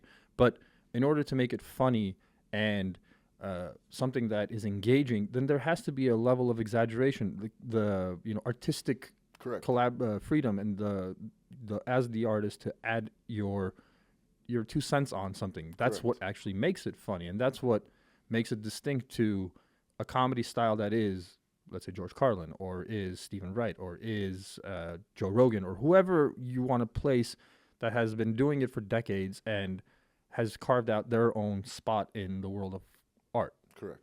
It needs to be that way. The same way with painters, the same way with the writers of creative plays types, yes. and actors. All of the arts need to be in, they shouldn't be in a frame ever. Correct. They should have the ability of operating outside of whatever we think is the social norm, because it allows us to have conversations that are important. Correct. And we need, again, I see them more than just artists. It's kind of like why you need honest journalists. Okay, it's very similar. If you don't have honest journalists, people won't get the right news. If you don't have outlets for comedians, you won't get a sense of where the social pulse is of a community. And that's kind of where it is. When comedians talk about, racism, it's because they feel that racism is a real prevalent issue in their life. They're not or the other side of it is that they think it's so overly exaggerated that, yeah, hey man, we need to stop this at some point. Absolutely. Because it's not as extreme as everybody wants it to be looked at. yeah, And a comedy show can be a great example of that, where, again, I was at, let's say, what is considered a black comedy thing, but it was a diverse crowd of all sorts of people from all walks of life that were there. It wasn't just all black people. Beautiful. That's bullshit to think that Yeah. way. Or white comedy is just white. No, everybody goes. everyone goes. Every different type of person. As long as you think funny is funny and it shouldn't be censored, you're going to be sitting in that crowd. I think that's the majority of us. Yeah, I just wish that we had a bigger voice. So is that where you think Fancrowder is going to come into the picture? What is your idea behind this startup, behind this whole thing that you're doing? Because, again, so you are episode 1 of what is called Behind the Laughs. It's a new series of the people that are the proponents of comedy in all forms and aren't on the stage but are in the behind the stage scenes. doing what they do to continue to drive this art form. Mhm. So what is it that you are? Tell me about it. Like I so we can get a better understanding of what Fancrowder is and what it is now and what you see it doing and Sure. what its role will be ultimately in comedy. Can I tell you after I go to the bathroom real quick? Yeah, let's take a break. Of course. Yeah. Sweet. All right. We took a small break and we are Sweet. back. Where were we? What So talking we were about? talking about how you see your startup that you and Mo are doing, Fancrowder. Mhm. And thank you for the invite, by the way. It was fun to come Thank you see for the coming. comedians and Thank just you for hang coming. out. And it was an awesome night. I got to Coming. see a few comedians I'd never seen It was a bit perform messy. live, and it a was bit fun. messy, but yeah. As it should be, because the way startups are, they Yeah. are messy in the beginning, and Correct. it takes time to really figure out what your pivot is and what your actual lane will end up being. I know, we all have these ideals in our minds of what we want to do and where we think it's going to go, but it never ends up being that way. Mhm. And life is beautiful in its harshness, Correct. is what I would say. I would say the origin of everything started from the freedom of speech and freedom of expression. Which, before that, I have a question for you. Does Canada have that? In the same way where our Constitution literally begins with the First Amendment, which is, your freedom of speech, freedom of religion, freedom to civil discourse, freedom to, what's the one that's really important? It's the right to protest, nonviolent protest and all of that stuff. Does Canada have these laws? Before COVID, we all thought yes. After COVID, we're clearly realizing no. There are a lot of different laws right now that penalize people that share unpopular opinion. You can't come out and attack JT like you should be able to. JT is Justin Trudeau. Is that what we're Correct. talking about? Correct. So unfortunately, he just released a new law to tackle hate crime, but we all know that's gonna be a double standard bill. It's not going to be applied to everyone equally. We know that already. So, Is there a lot of hate crimes in Canada? That's no, the other thing. Like nobody ever thinks Canada has I mean, hate. no, it's definitely there's hate everywhere. Canada is, But like just, systemically, as a whole, nobody really. Obviously there's it's pockets there. of people that are It's shitty, there. but It's there. It's there. There's a lot of racism in Canada. The reason why you don't hear about it as much, and of course there's crime and there's a lot of things. I mean, we just had our third or fourth mass shooter in the last 10 years recently, you know? And I also heard some local police chief or somebody was just like, hey, leave your key fobs in front of your door when you get home so they don't come into your house and violently attack you to steal your car. So that's another thing. It's all over the news in the past few days. I don't know how much validity there is to it, but it's... If you ever said that to anybody in Texas, they would probably just show you their collection of weapons and be like, okay, come on by. So I asked this Fuck around and find out. I asked this question to my one of my best high school friends' husband, who used to work for the government. Canadian government or United States Canadian government? government. Okay. And he's like, "How's Texas? How can you deal with Texas?" And I was telling him, "This is why I love Texas." I fucking hate the Okay. question, how do you deal with Texas? What are you dealing with? Again, Freedom? Again, the stereotypes are real around the world. When you hear Texas, you immediately think of a cowboy that knows nothing. When you hear New York, you immediately think of a certain stereotype. So I get it. But Fine. he's like, how can you do this? I'm like, dude, Texas is... And I explained to him why this place is going to not only boom, but it's going to set a new wave of progress for this country. And he's like, yeah, but the school shootings. I'm like, I don't have kids. Like, it's not something I'm worried about. I don't have kids. And it is a terrifying thought It is for a us terrifying that our thought, parents. absolutely, It for very sure, much so for is. sure. I mean, and I don't blame them for it. But he was talking about that, and I was like, again, you don't have kids, so why do you care? But all right, if someone were to break into my house and try and rob me and hurt my family, the fact that I am able to defend myself by using a gun, I'm a big fan of that. Okay, I'm used to that growing up. I mean, my father used to take us hunting when we were kids. Right. By the age of 9, I knew how to use a rifle. And the idea of you being able to protect yourself in a time of need is just something critical. If someone breaks into your house in Canada and threatens you and your family, you're expected to surrender. Because if I shoot this motherfucker in the head, I go to jail for murder. Yeah, no. Now, I won't say it's as easy as, if somebody comes to your home and you defend yourself and you shoot them, you kill them, not kill them, it doesn't mean that the cops are going to come by, high five you, and congratulate you on what. No, they are going to follow procedure, which is, yes, you are going to get arrested because you shot somebody. Of course. Yes, they will take the weapon into evidence. Yes, they will do a thorough investigation. But ultimately, if it was you at home with your family, more than likely, the courts in our country, especially in Texas, will, with the evidence shown, say you were in the right to defend yourself. Correct. Eventually, you will get your gun back. Eventually, you will be cleared of all wrongdoing. Is it a perfect system? No. But it is a much better version than what you are saying of surrender. Well, even if you surrender, what happens if the person is out of their mind, deranged, and wants to kill you, regardless? That's what I'll become. If, for example, if my kids I don't have them yet, but if my kids or my wife get affected, yeah, I'll become the deranged psychopathic killer at that point. And because I can't stand for it. I'm not just going to sit and do nothing. But it sucks. It sucks. But anyways, back to. Yeah, sorry, we keep getting off the topic. Let's talk about Fancrowd. I did not expect Canada to get this much coverage in this interview. Well, but it is what it is. The idea behind these conversations is I don't want to strictly just sit there and talk for an hour and a half about your startup company. I'd love to understand the people behind the startup or the comedian. And a lot of that comes from let's talk about what you want to talk about. And Yeah. the conversation being directed in certain ways has definitely been directed by you because, again, it's just what you Correct. wanted to talk about. Correct. And it's okay that we spoke about Canada because I'm sure a lot of the frustration of Canada maybe sparked the flame for a startup like this. Correct. Correct. I mean, Montreal is a comedy hub.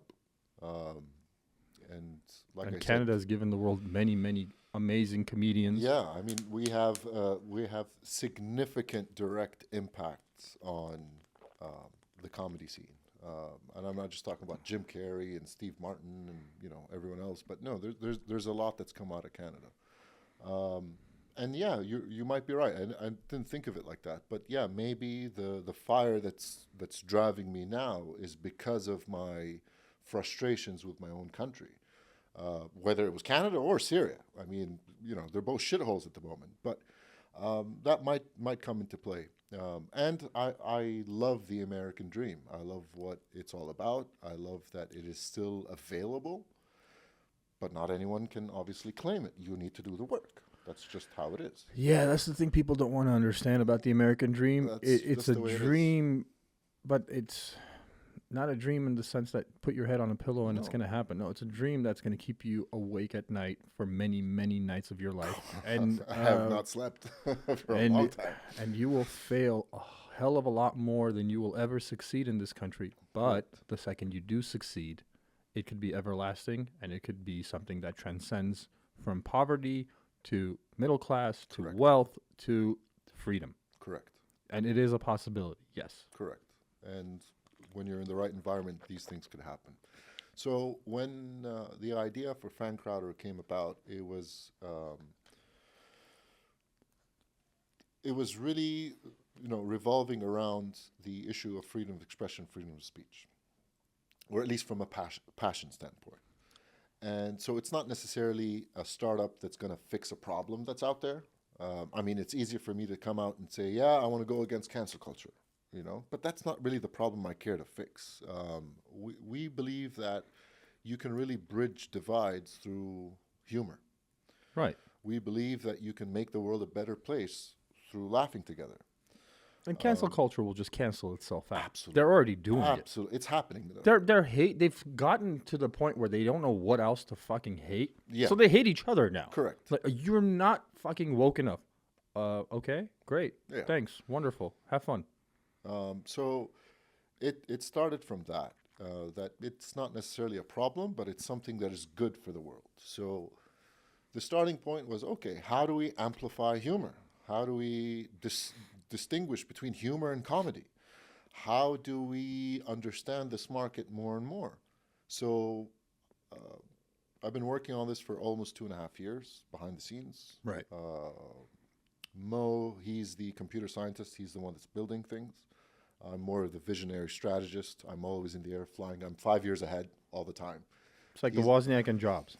Essentially, he's the one grounded in reality, and I'm the one that's flying with the eagles. Yeah, my business partner Alex and I are kind of the same way. Exactly, because when you have that kind of dynamic, when you guys meet halfway, something amazing has been discovered. When his approach to reality and what can and can't happen and what must and must not happen at this point and things like that, and me having this big idea, it's like, oh, we'd like to do all of these things. It's like, yeah, but the truth is you're only going to start with one thing. Right. You're not going to do the 100 things. So when we meet halfway, great things happen. And it's important when you have a co-founder like that, when you're starting a business. I mean, co-founders that agree with each other all the time are going to fail. You need to have the debate. You need to have the discourse. You need to be able to convince each other why you feel this idea may work or this strategic pivot is important or whatnot. So the fact that we're building the platform ourselves gives us a very strong understanding of what it really takes to do certain things, and that obviously falls back on how we're looking at it. So when we said, you know what, let's focus on the comedy segment, albeit it's not that big.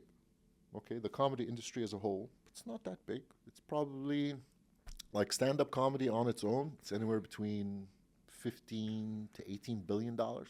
Okay. Not a small number. In the world of tech, it's peanuts, right? But yes, it's not a small number. And that's essentially including all the comedy clubs and how much money they make. That's including, obviously, all the tours that are happening and that whole ecosystem. That's covering the festivals and the events. That's covering the merch. That's covering everything. It's an stand-up all-encompassing number. So it's not that bad. Then you look at, okay, what's the supply like? How many comedians are there in the world? And obviously, there's no clear number. That needs to be done in a much more professional way. No one's really cared to do it for comedy. We still feel that comedy is overlooked by the tech industry and financial markets as well, because there's no money in it, like, say, music or, say, the arts or sports, you know? It's not as widely adopted by everyone because all of us will listen to music. All of us can be casual fans of sport, and because it's so massive, there's such a wide variety of it. And comedy is more of, you need to like stand-up comedy to be a fan of stand-up comedy. Correct. You need to enjoy laughing. You need to enjoy laughing. Yeah, or something's got to be shitty enough that you're like, I need to fucking escape this bullshit for a while. Correct. Something needs to get me out of this situation. So we said, you know what? This is an interesting industry, and we started the research, and we discovered that this is an industry that has not changed since it started. Okay, and I'm talking like vaudeville days. I'm talking like way back when the whole idea of someone performing in a space in front of people in the community, you know, it has not changed. The business models have not changed. And I just feel that if you were to take all the performing artists today, a musician, an artist, or a vocalist, or whatever, or a comedian, there's a lot more avenues for success for the musician, no matter how saturated and extremely competitive it is. But a musician today has more outlets to do things than the comedian. And yeah, like SoundCloud, YouTube, all of these there's places. so many platforms that are tailor-made for the industry. Apple Music, all of these that's things. That's not the case with comedy.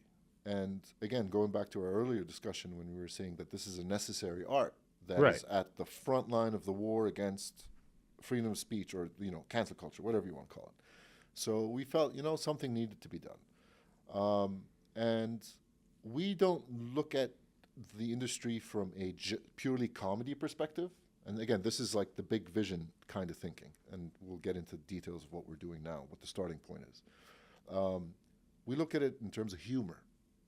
We look at it from as a personality trait. Okay? So you have a sense of humor, therefore you are relevant to me. Okay. Okay, so you can be an accountant. You could be a pharmacist. You could be whatever you are. You have a sense of humor, you're relevant to me. Because people who have a sense of humor are people that can tolerate more than others. And people that are, I don't want to say friendly or whatnot, but they can easily integrate and connect with people. Okay. So we came up with an idea for the ability to acknowledge and reward anyone with a sense of humor. Okay. In the name of trying to proliferate as much laughter around the world. So that's how the start was. So for the last year and a half, we worked on an app, and we developed an app that essentially rewards anyone for being funny, as well as those that have an eye for funny. So we're actually acknowledging the person that has that sense of humor. They're not a participant in the sense that they're someone that's willing to get on stage, but they are comedy enthusiasts. They enjoy to laugh. Well, if we're rewarding the talent of comedy, then we believe that having an eye for comedy is also a talent. In other words, what the hell does a bookie do? Okay? Right. The bookie doesn't go on stage and make you laugh, but the bookie has an eye for funny. The bookie's able to put together a lineup that can, make someone's night.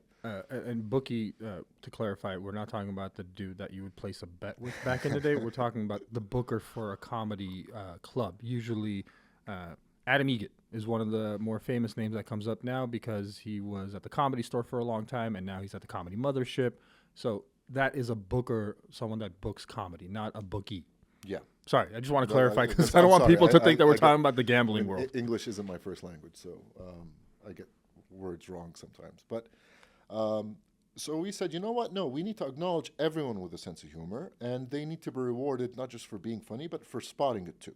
Right. And that needs to be monetized.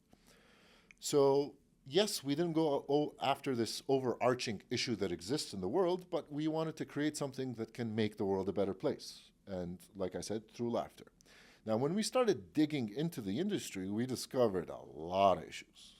For starters, the business models, very archaic, dinosaur age business models. The comedians don't make a lot of money They make no money. for the E- vast majority of their career until Even they when actually they make blow up. money, it's not enough. Okay, so if you were to look at the life cycle of any talent, okay, like let's say sports, Right. sports is so developed that I can identify a wonder kid at age 3. Okay. At age 3, kids playing little league or whatever, 5 years old, I can immediately put him in that funnel where he's going to the best performance schools for people his age. He's honing in his skills because he's being trained by some of the best in the business, and then they become, a $200 million athlete that's playing in the MLB. Same thing with football, soccer, all of the different sports. So when it comes to the talent discovery within the sports side of things, that funnel is lock, stock, and 2 smoking barrels. It's set. It's done.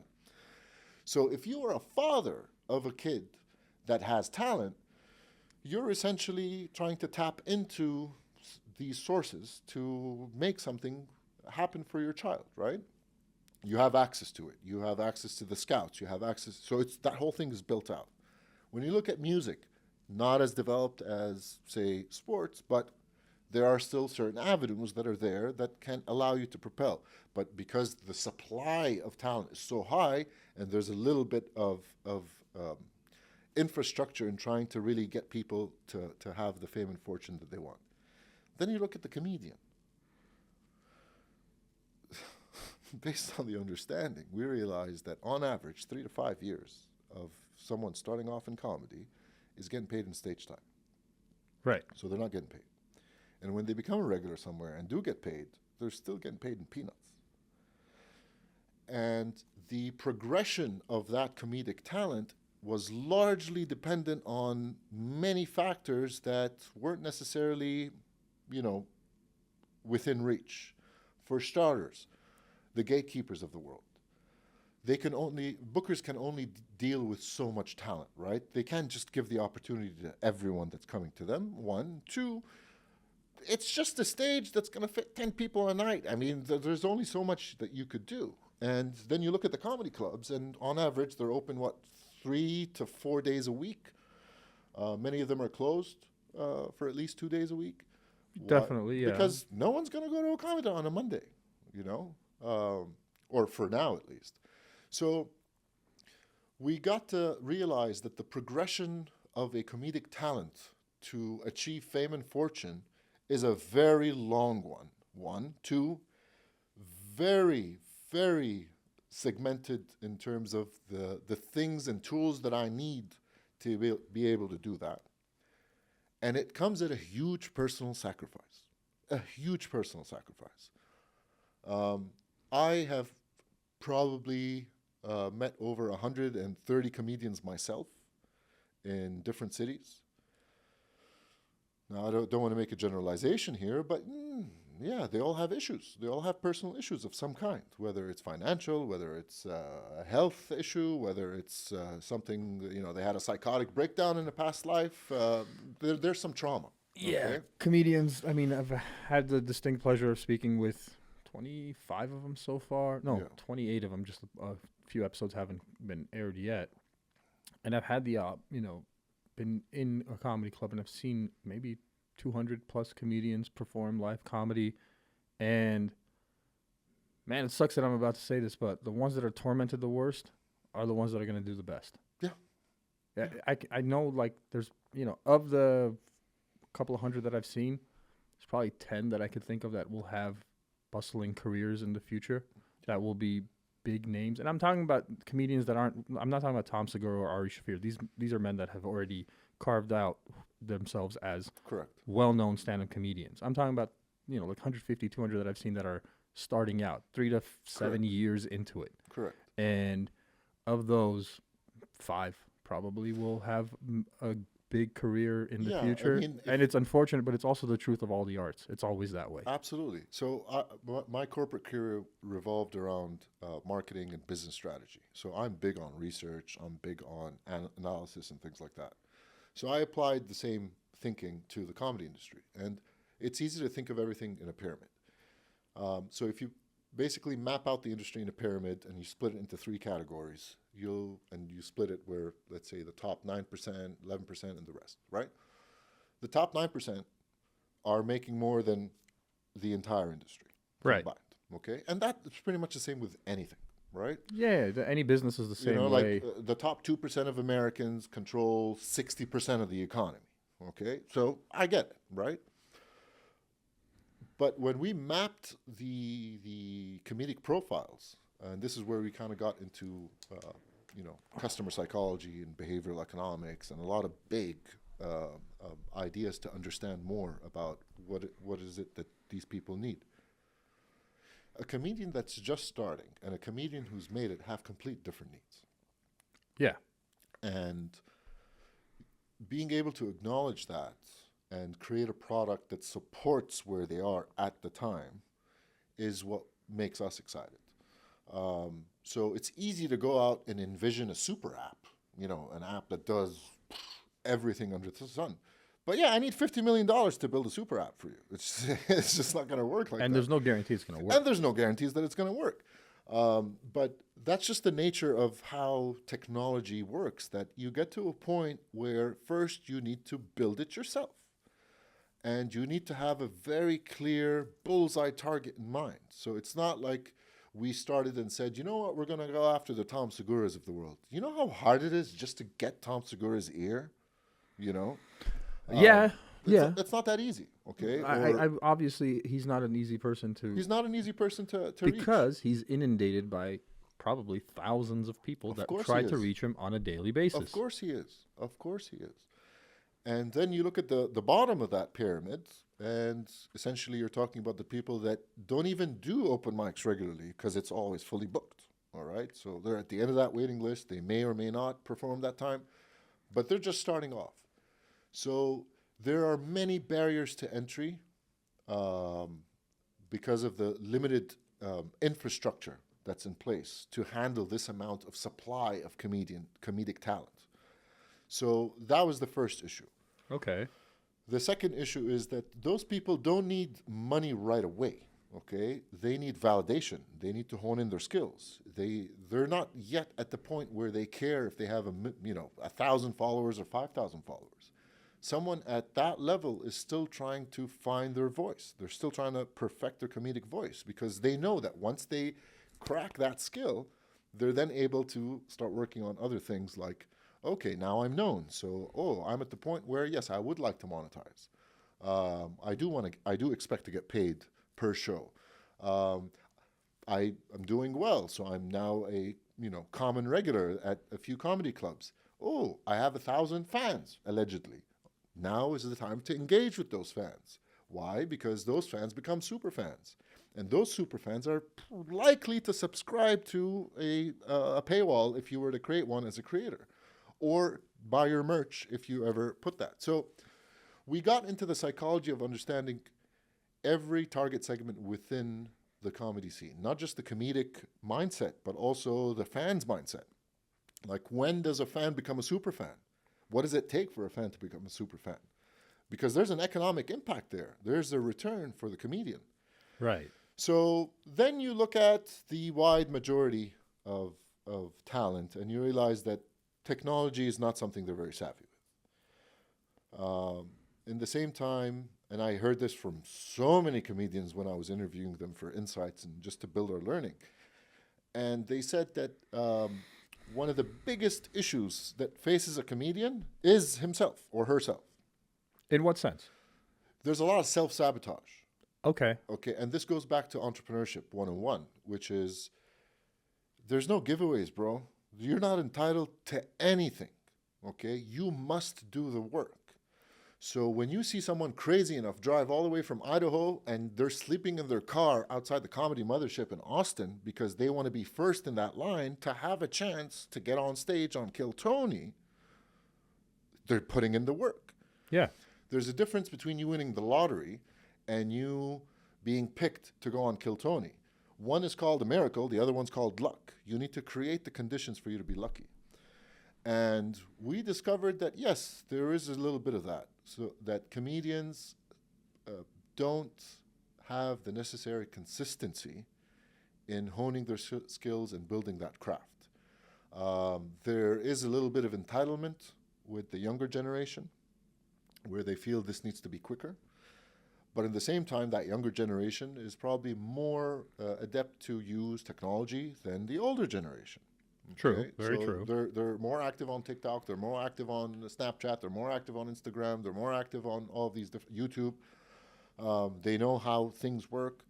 And some of them found success as a creator, a comedic creator, as opposed to just a stand-up comedian. So we mapped the entire industry, and we created our nice little pyramid to understand who's in it.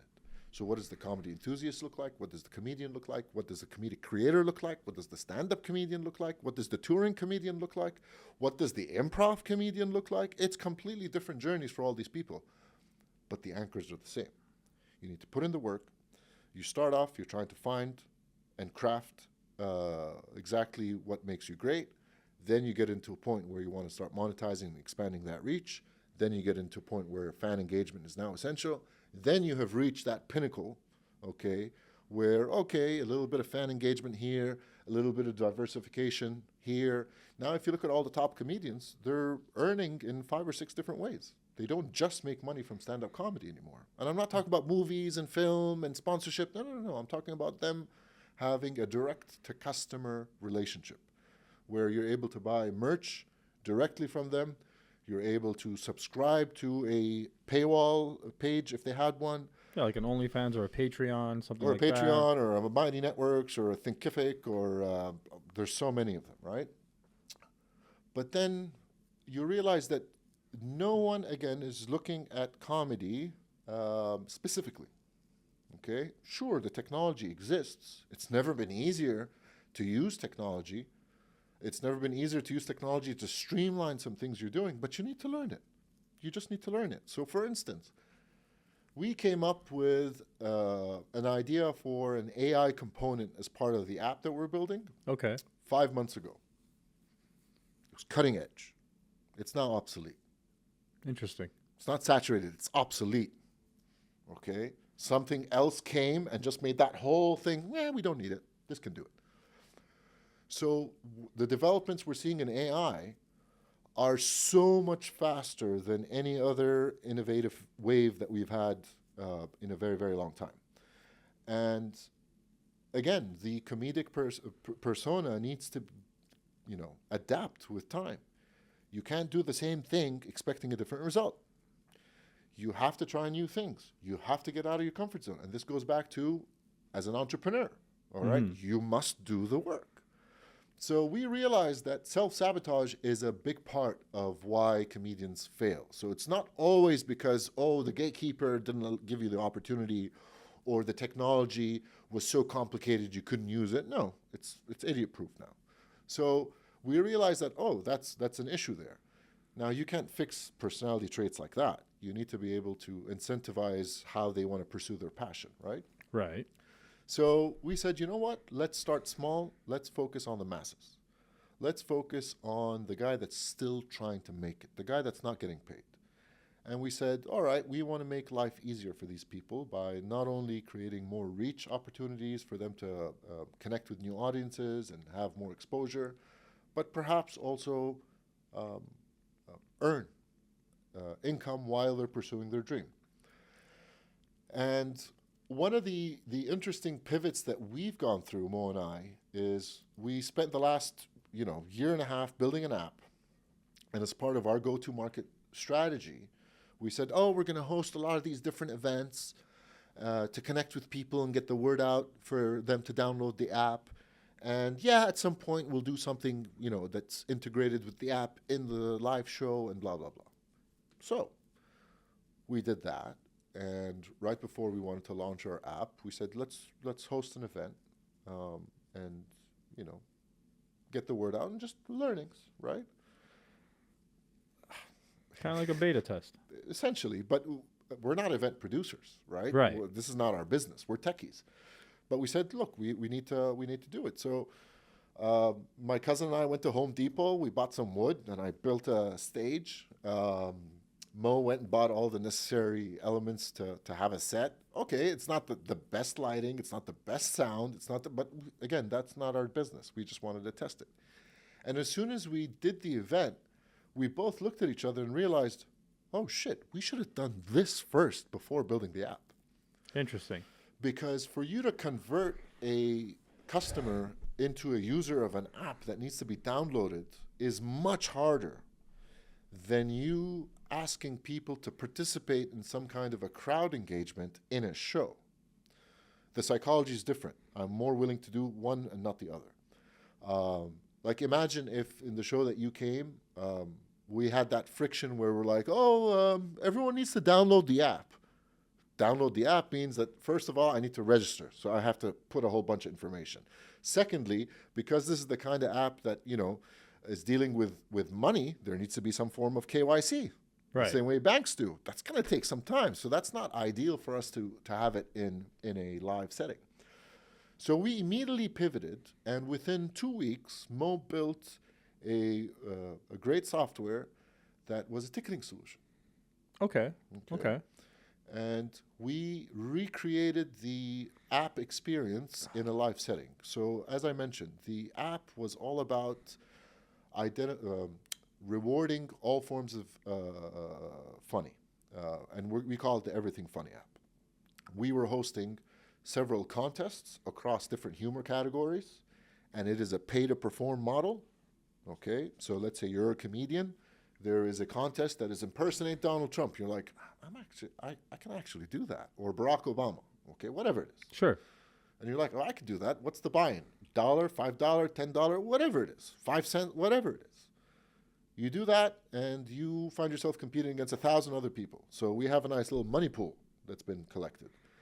And then the crowd rank you. That's how the idea started. It was all on a mobile, and you submit your video, and people who watch the video, like a TikTok-style feed, instead of me being able to comment and troll your ass, instead of me being able to say, this is nice, this is not, I'm just asking you to vote. Got it, yeah. So that's how the idea was. So we recreated that same experience in a live setting. Now, why is it more relevant in a live setting? Because there's higher engagement.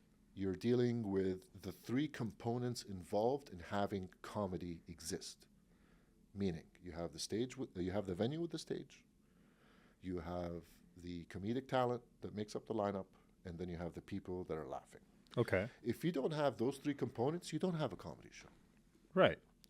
So it was a pivot in the sense that we wanted to make it a win-win-win for everyone involved in the comedy industry. It can't just be something good for one sect and not the other.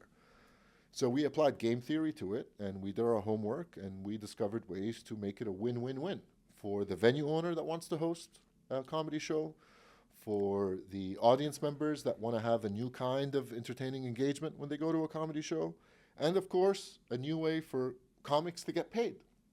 Okay? Yeah. So what we did was we said we can handle all the necessary elements of what takes place for a comedy show. So we said, all right, let's create a ticketing solution as a baseline, but incorporate some of our exciting features into it. And the main difference between, I would say, our ticketing solution, which is the first iteration of what Fancrowd is developing, we see ourselves as a ComedyTech provider. And we feel that no one is really focusing on comedy wholeheartedly. A lot of these ticketing companies or a lot of these events companies or a lot of these talent companies are kind of open for everything talent. It's like, oh yeah, we do music and we do sports and we do this and we do that, but no one's really just focusing on comedy. So we said, you know what? let's create our first iteration of what the product is. And it was a ticketing solution for the comedy show producer because it starts with them.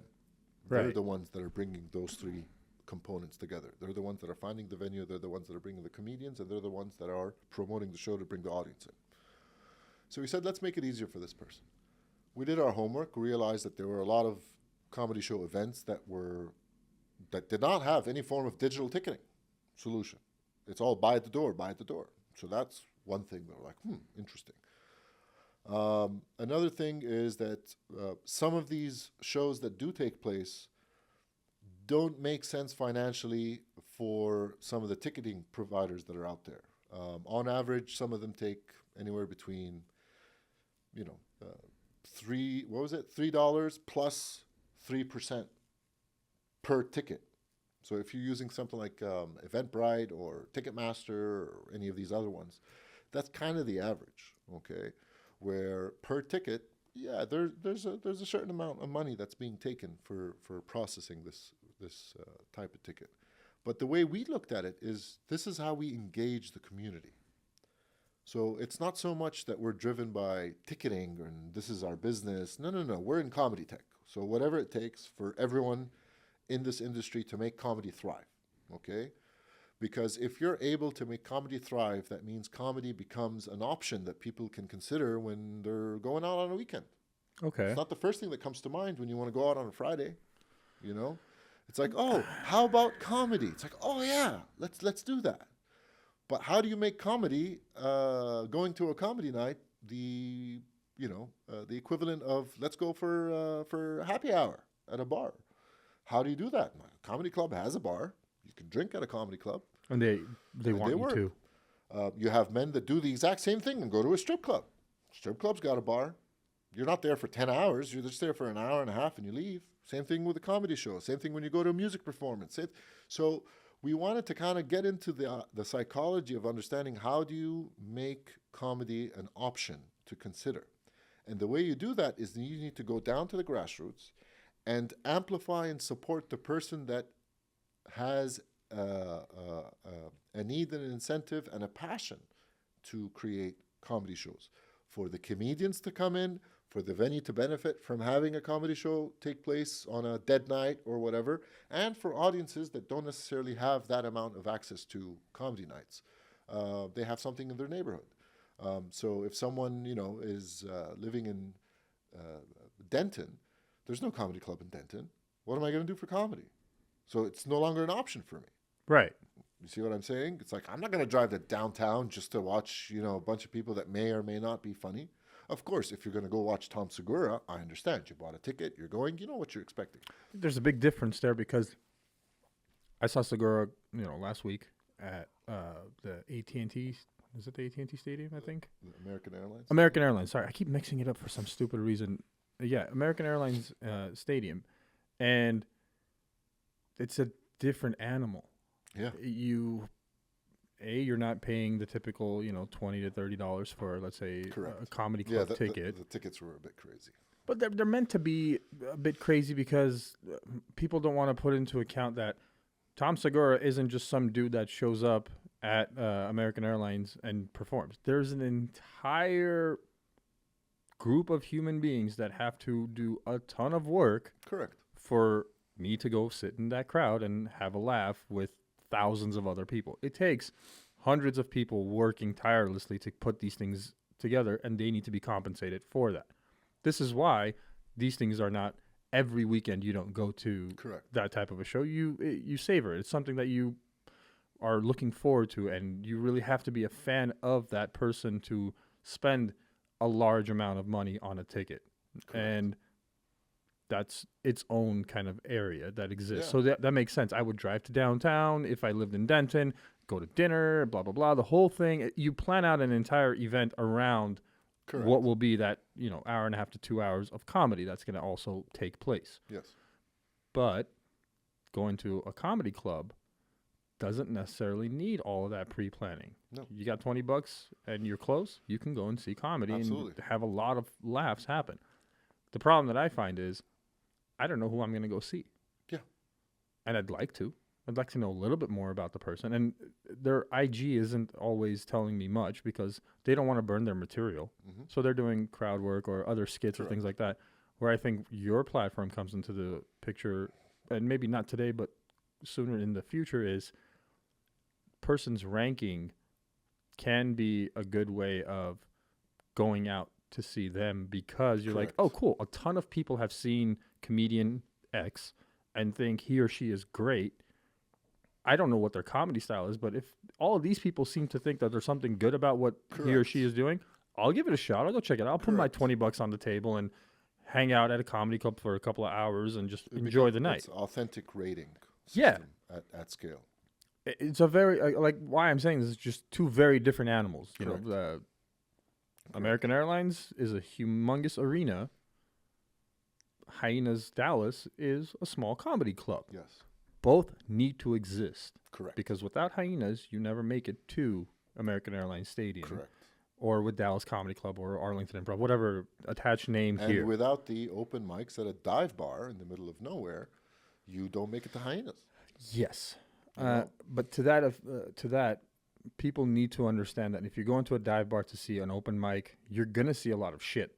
Oh, yeah. You're going to see a lot of people that are still in the infancy of trying to hone their craft, meaning they might be 6 months, 2 years, 4 years into comedy and have no clue what their comedy style is and have not found their voice yet and are not at a stadium. Correct. And there's a reason for that. They haven't put in the work. Correct. They might not even be a headliner at somewhere like Hyenas because they haven't put in the work. Put in the work. But if you go in with an open mind to an event like that, you can end up having a lot of fun.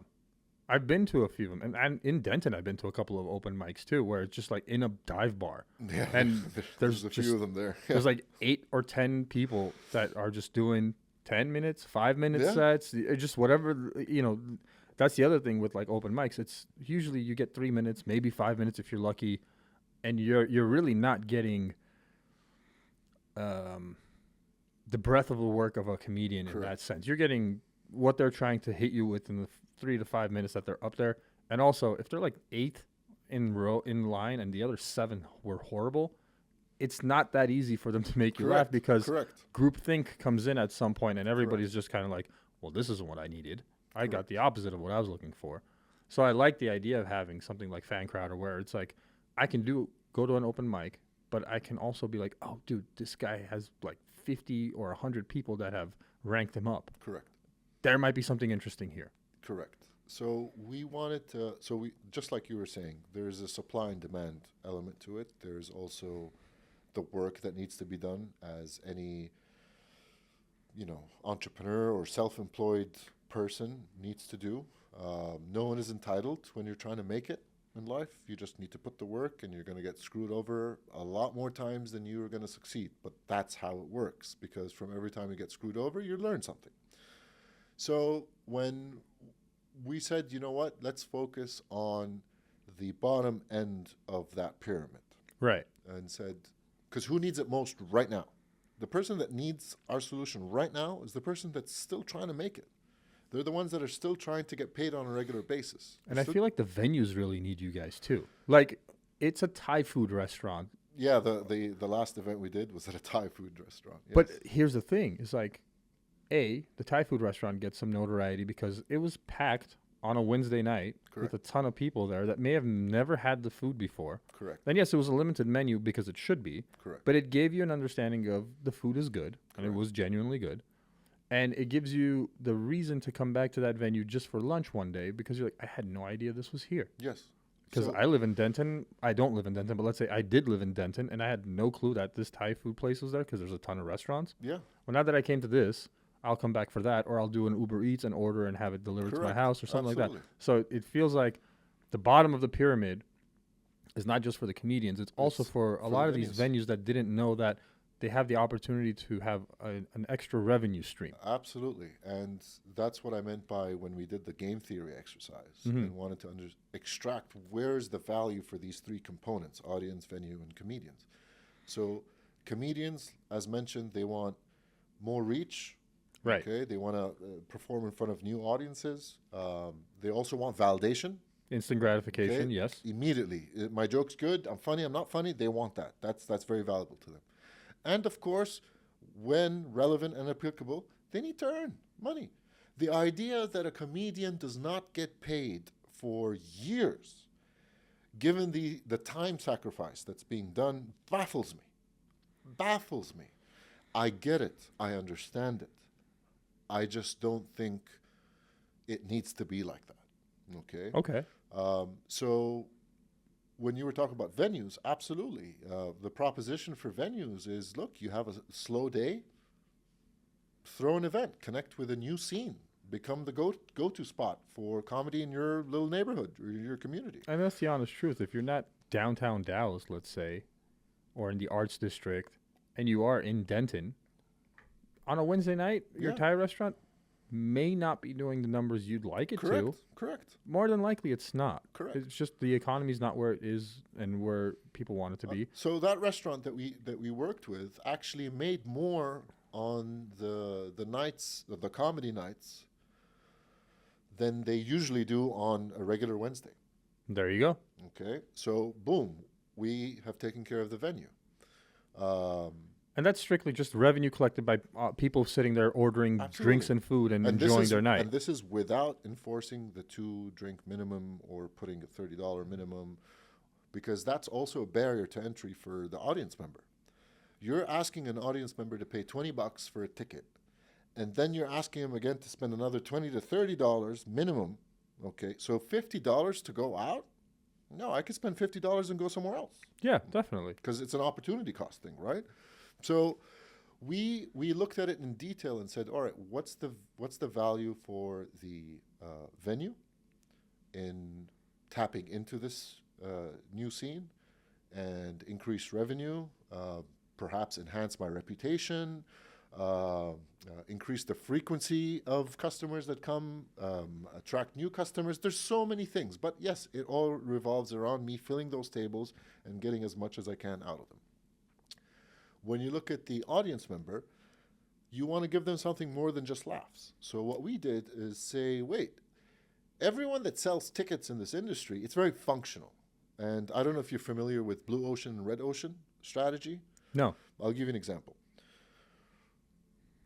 Blue Ocean is all about making your competition irrelevant, Okay. okay, when you're competing. So the great example is when Steve Jobs came up with the tablet.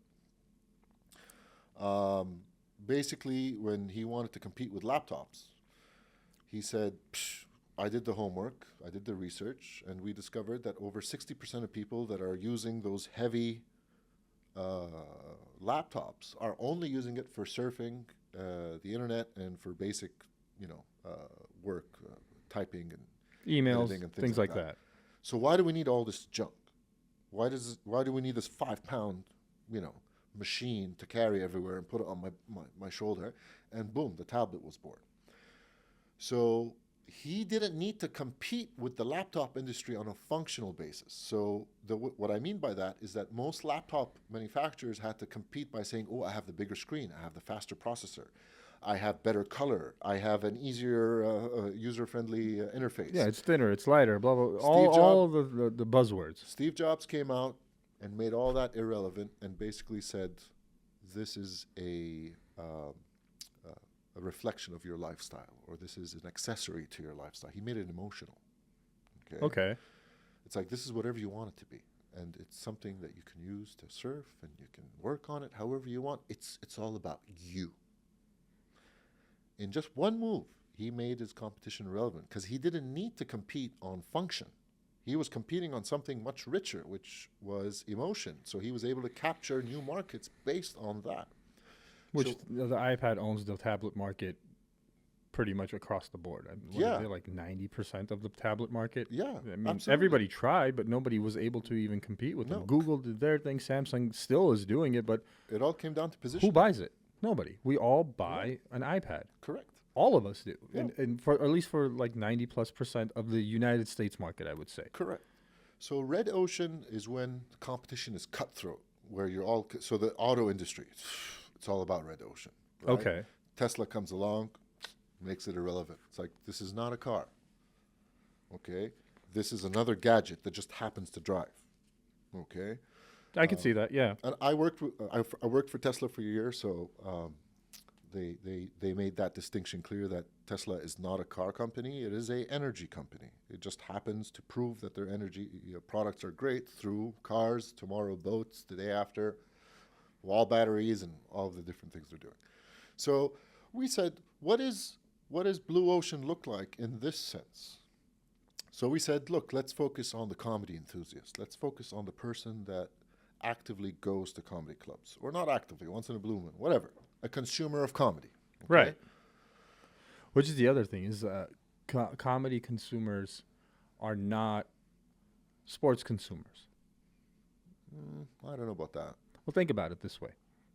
My exposure to sport is so much more outside of the sports arena than it is in the sports arena. I don't have to be at a Cowboys game every Sunday to watch the game, have engagement, Correct. have my fan clubs, have my fantasy leagues, and all of my friends are into it. And there's this ongoing thing. But a comedian, I see you tonight, that's it. Yes. It ends there. Yeah.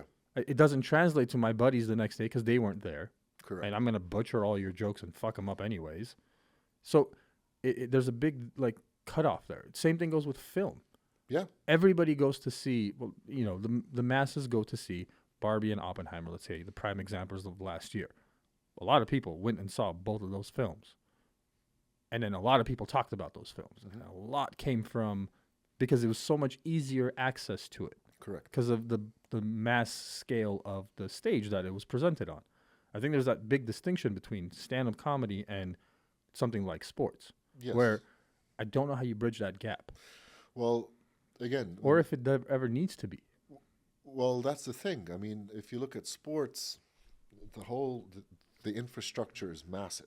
Okay, so when I say infrastructure, I'm not just talking about the stadiums here. I'm talking about the entire supply chain of identifying talent, athletic ability from a young age, the training programs that are already in place that can transform this child wonder into a $200 million athlete at the age of whatever, 19, and the scouts that are in place, the trainers that are in place, the stadiums that are in place, the ticketing that's in place, the fandoms that are in place. The teachers, the coaches. It starts at an elementary school level where we are all introduced to sports in school. It is extensive. It's part of your schooling. Like physical exercise is part of what you do in school, and part of that is playing sports. Correct. And it grows with you as you go through life. In the case of, in the case of dance, for instance, of all the different types of performing arts, it's similar to the athlete, where you need to go through a certain discipline, okay, to make it. It won't work without the discipline. Agreed. When you look at the musician and the comedian, yes, discipline can be overlooked, but there still needs to be that work ethic behind the scenes. You need to be practicing all the time. You need to be getting the validation you want on your material all the time. Sure, you can be undisciplined in how you do that, but you need that work ethic, okay? For instance, if you look at someone like, what was his name? Andy Kaufman? Yeah. Okay. Someone would look and say, that's a very undisciplined talent. But if you see what the guy did behind the scenes, it was all discipline. He never stopped working. He never stopped working. Sure, you might hate the guy and you say, this is completely off what I want. But he did the work. So Jim Carrey is another example. Jim Carrey's a fantastic example. You can look at him on stage or on film and think, this is just a psychopath. Yeah.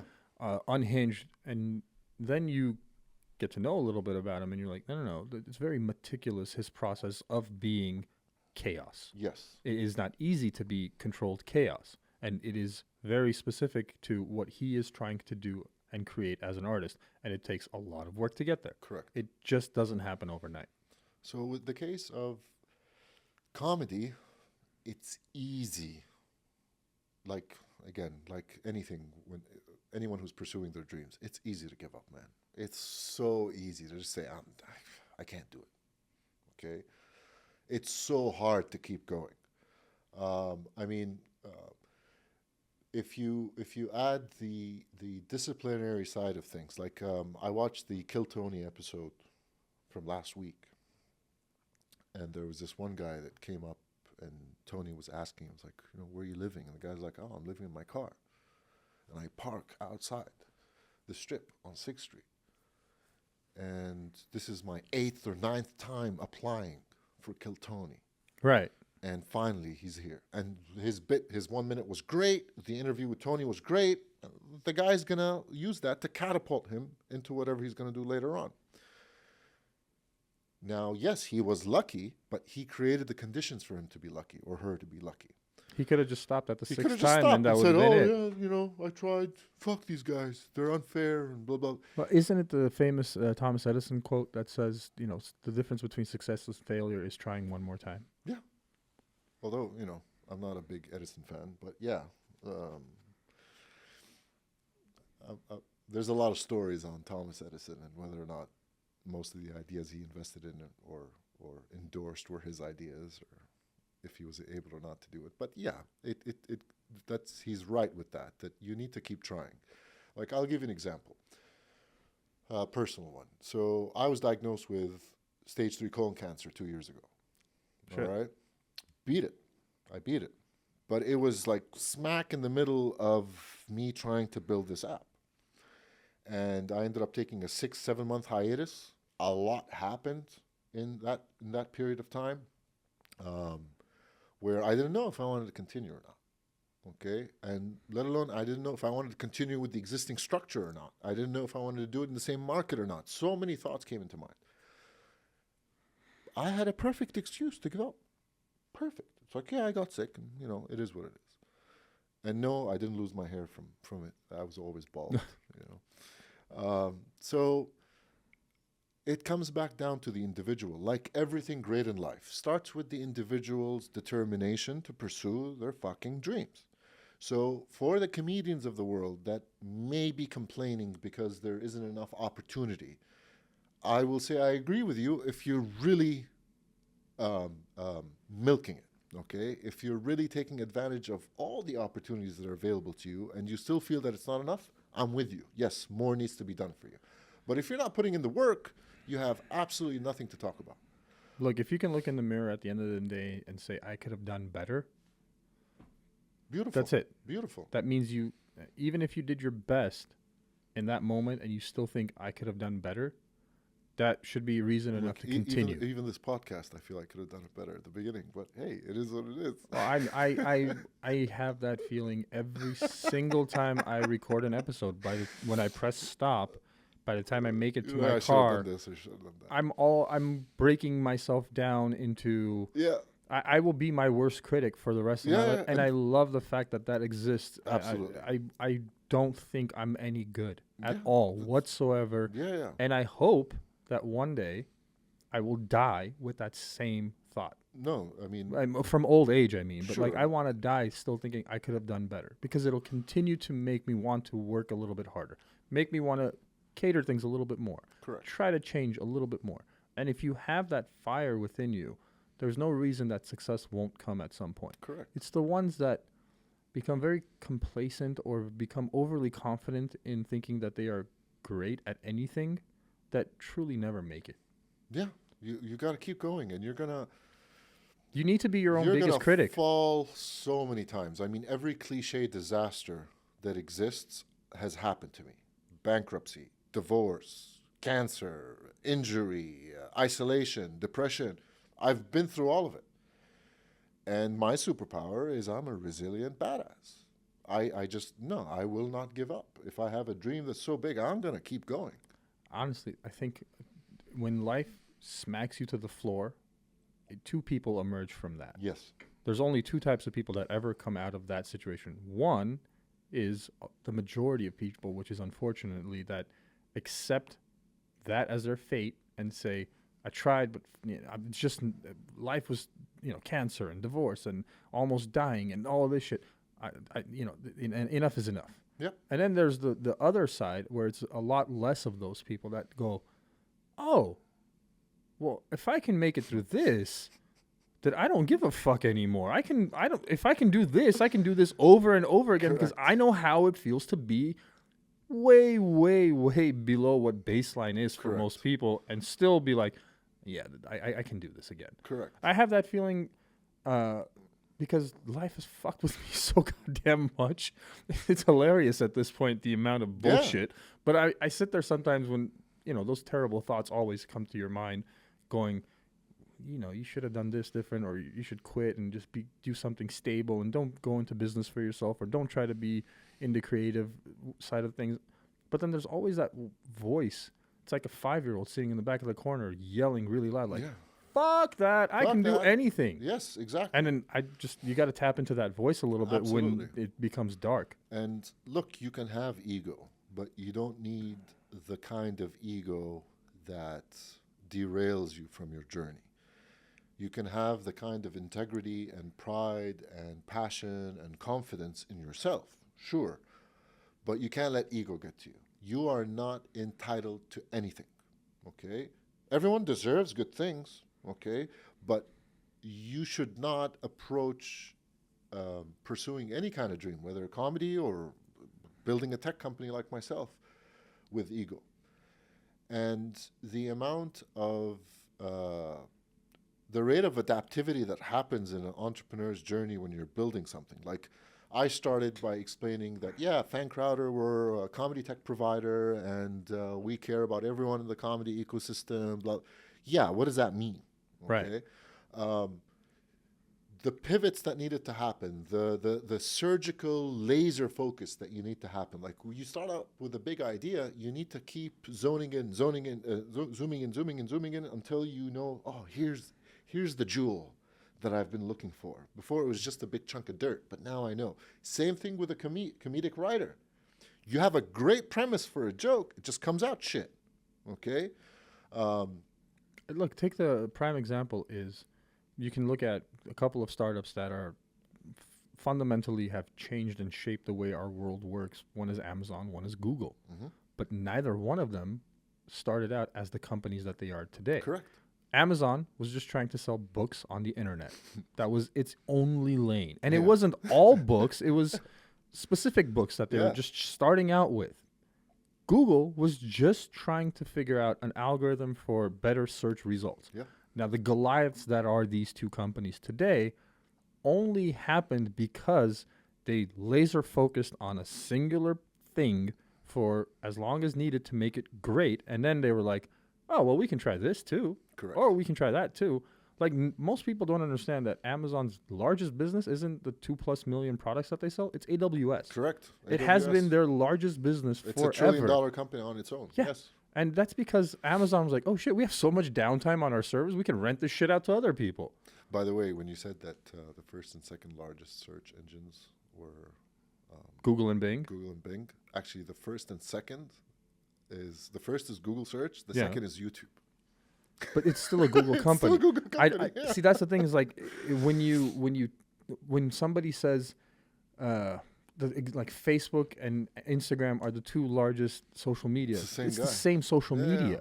They feed one another. The Zuckbot, And hey, more power to Zuckerberg for identifying Instagram as potentially something bigger than Facebook in the future and buying it for like $1 billion. That was cheap money back. It's the best return on investment. Yeah, that was a cheap purchase. I know $1 billion doesn't sound cheap, but it's probably worth over 50 now. Yeah, and it is probably going to be in the future their largest business, because Facebook will eventually get phased out as the generations that do use it get old enough and die.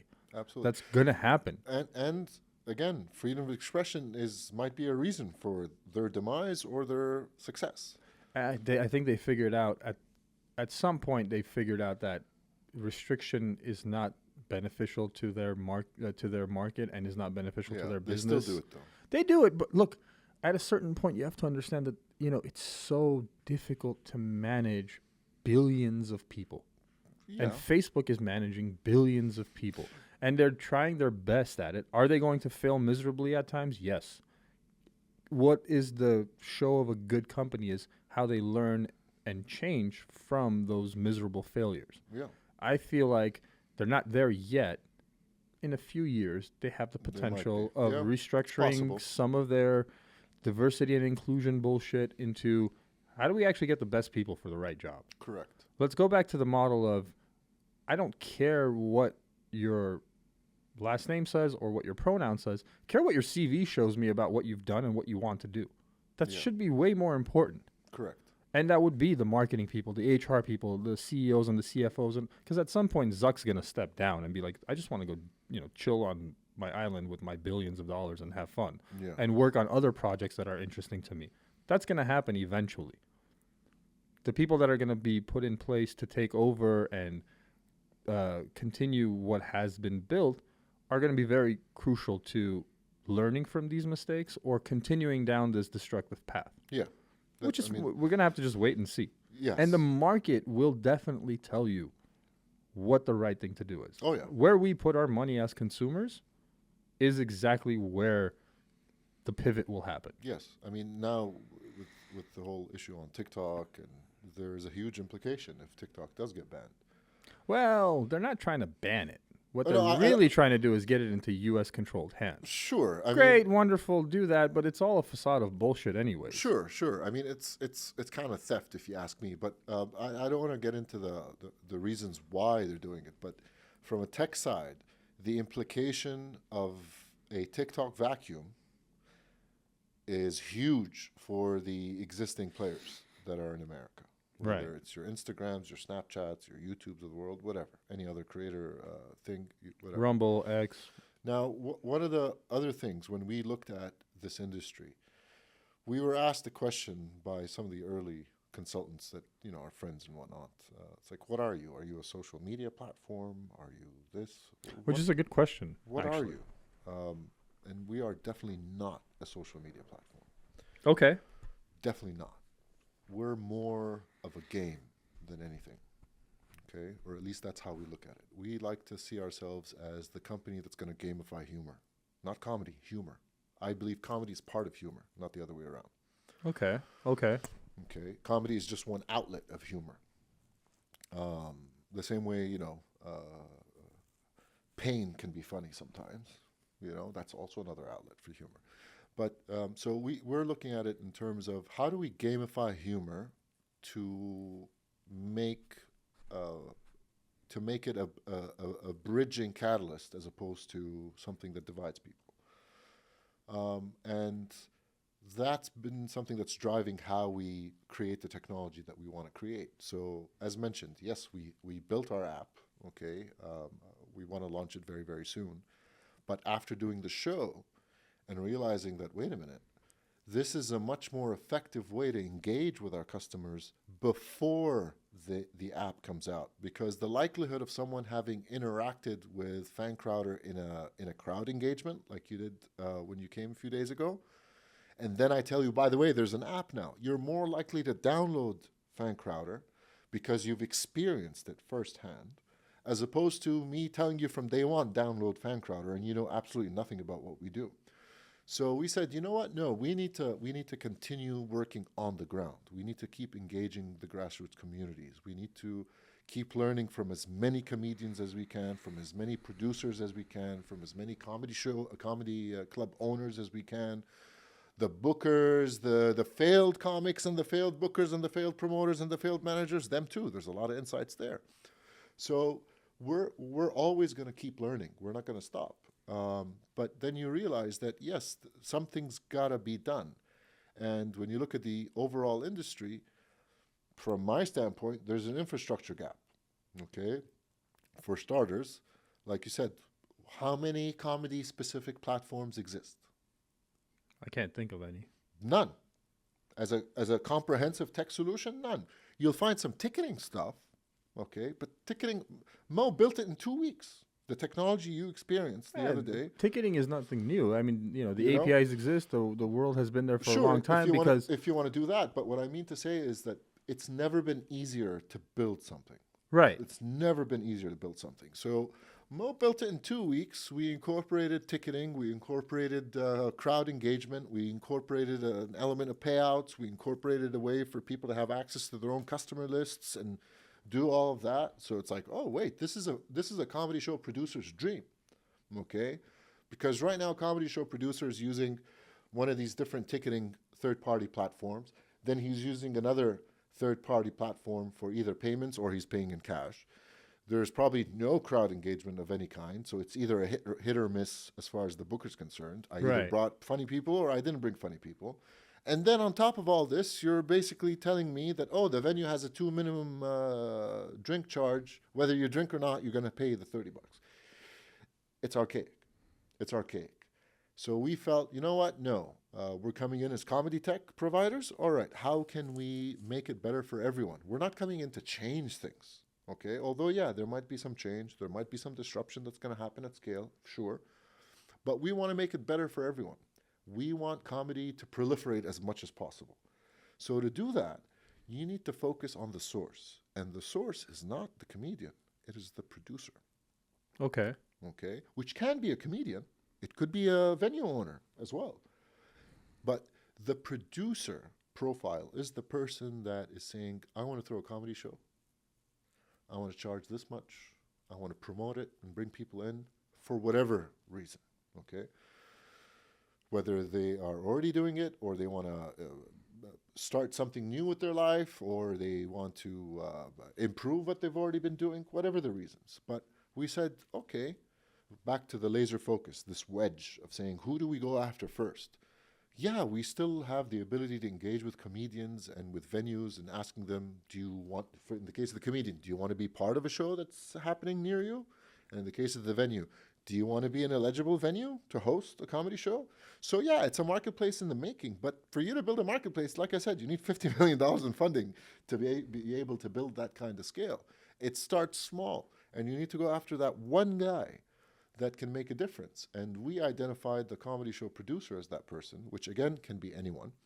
Which a lot of times is the comedians themselves. I know so many comedians a that put them, on their own shows, correct. And they bring in talent and they do Correct. it on a regular basis at a club. Correct. You know, and it's meant to be this type of community engagement where the comedians themselves, knowing other comedians, are able to bring in their, you know, friends and their colleagues to do these shows because Correct. maybe one guy has a bigger name and wants to promote some of his friends, you know, and they just do things together and it works really well. Correct. So when we said, all right, we can build technology quite quickly. So like I said, ticketing, boom, we incorporated and integrated with our own platform. So it's not like we used a clone or a different API. No, we built our own ticketing system that's made for the comedy industry. Right. And we introduced new things to it. So back to the whole functional and the blue ocean and red ocean thinking. We said, all right, so what's the difference between me and any other comedy show that's happening? That's a comedy show. I help create a comedy experience. Okay? What does that mean? It's like you do more than just laugh. Okay? There's a certain element of engagement beyond just the laughing. So what we did is we introduced two main ideas. So for starters, in the case of ticketing, we introduced 3 different tiers, but it wasn't based on, ooh, I get a better seat, I get this, I get that. No, it was based on you as a comedy enthusiast. How much would you like to support the comedy scene? So we did a $15, $20, $25 ticketing option. And what we did is we introduced a concept called the comedy coffer. So we take a significant portion from every ticket and put it in the coffer. What's collected in the comedy coffer goes 100% to the comedians. We don't tax that in any way, shape, or form. Okay? Okay. All right, so is it a tip? Is it charity? Is it a giveaway? What is this? No. It's part of a game. Oh, what's the game? Back to the app and back to how we recreated that app experience in a live setting. So we said, you know what? The crowd, usually when you do some form of, like when you have a roast battle, okay? And roast battles in comedy clubs have been happening for decades, right? And the way it usually works is they ask the crowd to applaud who is better than the other. It's like, oh, who's going for Tom? Yay! Who's going for Nido? Yay! Oh, Tom, you win. Congratulations. Right. Back to some of the off-topic discussions we had about the silent majority. The silent majority is going to kind of conform to what everyone else is saying, okay? I'll give it to you this way. Let's say you're in a comedy club and you hear a joke that is extremely inappropriate, but you laughed. And you were the only guy that laughed. That's happened. It's happened.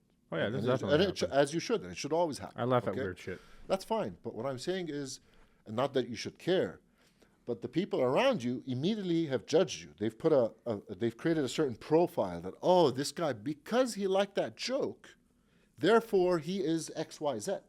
True. Okay? And that's what I mean by the power of the individual. So when we're saying that the crowd deserves to rank people, you're ranking them individually. So when you empower people like that to have a say in how they can have a direct impact on a comedian's life, especially the ones at the bottom of the pyramid that are not getting paid on a regular basis, okay? Right. So you feel that, oh, my ticket empowered me to do more than just laugh, okay, but actually contribute in a way that makes a difference. Now, we're obviously tracking who voted for who. We're tracking how many people voted for, I'm going to name drop Garvey Marcus. We love you, buddy. Although he didn't do the best last time, but, we love him. So, yeah, he probably got voted. He didn't get as many votes from people in first place, but the people that voted him in first place are people that bought the $25 ticket. Right.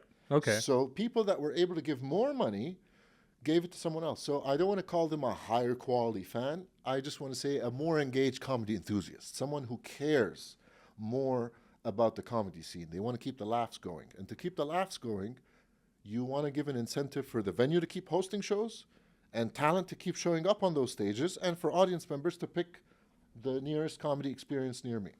So back to the tiers. We introduced a tier ticketing system that allows people to choose based on their level of engagement. How would you like to support? Okay? And then we gamified that ability through what we called the F games. So after the lineup is complete with their performances, we ask the crowd to rank the performances in order because every comedian gets paid. It's not like certain comedians don't get paid. No. Everyone's going to get paid, but just not the same. Top place takes a bigger share. Bottom place takes a bigger share. And so that's the crowd engagement. So you just gave the audience something new to enjoy. So you almost gave them a comedy show ticket with a punch. All right? It's doing more than just granting you entry. You're actually contributing directly to the ecosystem. Okay. The venue is happy because we can also integrate through our system if a portion of that ticket goes towards your bill or not in the form of a coupon or you want some promo code that gets incorporated. So we can also incentivize a higher bill by dropping the minimum two drink charge and having people enjoy themselves. In the same time, the comics, you're creating a new revenue stream for them. Okay? Right. Now, it doesn't necessarily mean that every time they perform in what we are calling for now, an F event, an F-powered event. We haven't cracked the terminology yet, but we don't need to physically be present when someone is performing, when someone is producing a comedy show. It's a software, right? So you're able to use the software, configure your own comedy show, put in all the details pertaining to who your lineup is, where the venue is, what your ticketing tiers are, what's included, what's not included, is as part of your crowd engagement. Are you doing the Comedy Coffer F games? Are you doing a prize draw? Are you doing something else? Totally configurable. So we wanted to empower the comedy producer, as mentioned, so that more shows happen. And when you take care of the three components in what it takes for a comedy show to exist, and it makes it a win-win-win, that's where the frequency increases. Okay. And our business model is we're taking 50% less than the lowest ticketing service. Okay, so we're already competing from the get-go. And not just on the price point in terms of what our fees are, but also in the fact that we're giving you a lot more data management tools. We're giving you a crowd engagement solution which does not exist in a tech platform. So yeah, you might have some crowd engagement in the form of, yeah, what do you guys think? Blah, blah, blah. Sure. Even in San Diego, I went to a comedy club called the American Comedy Club. And I remember they had like a very basic ranking system, but it was more for survey and feedback for the booker than as part of this game where, some people get rewarded or don't get rewarded.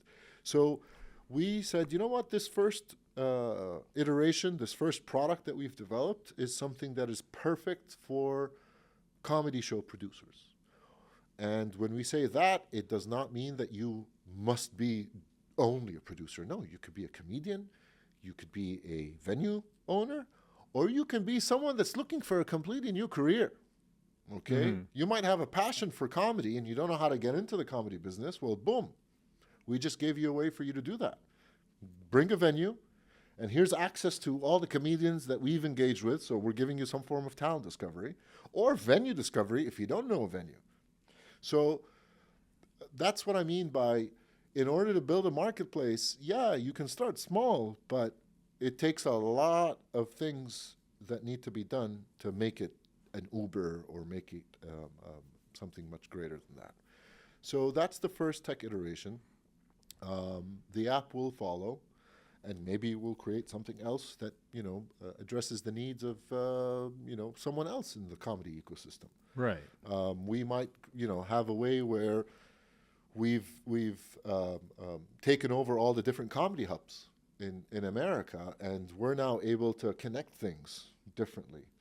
And of course, the type of data that you're collecting is the kind of data that is very insightful for the people involved. I'll give you an example.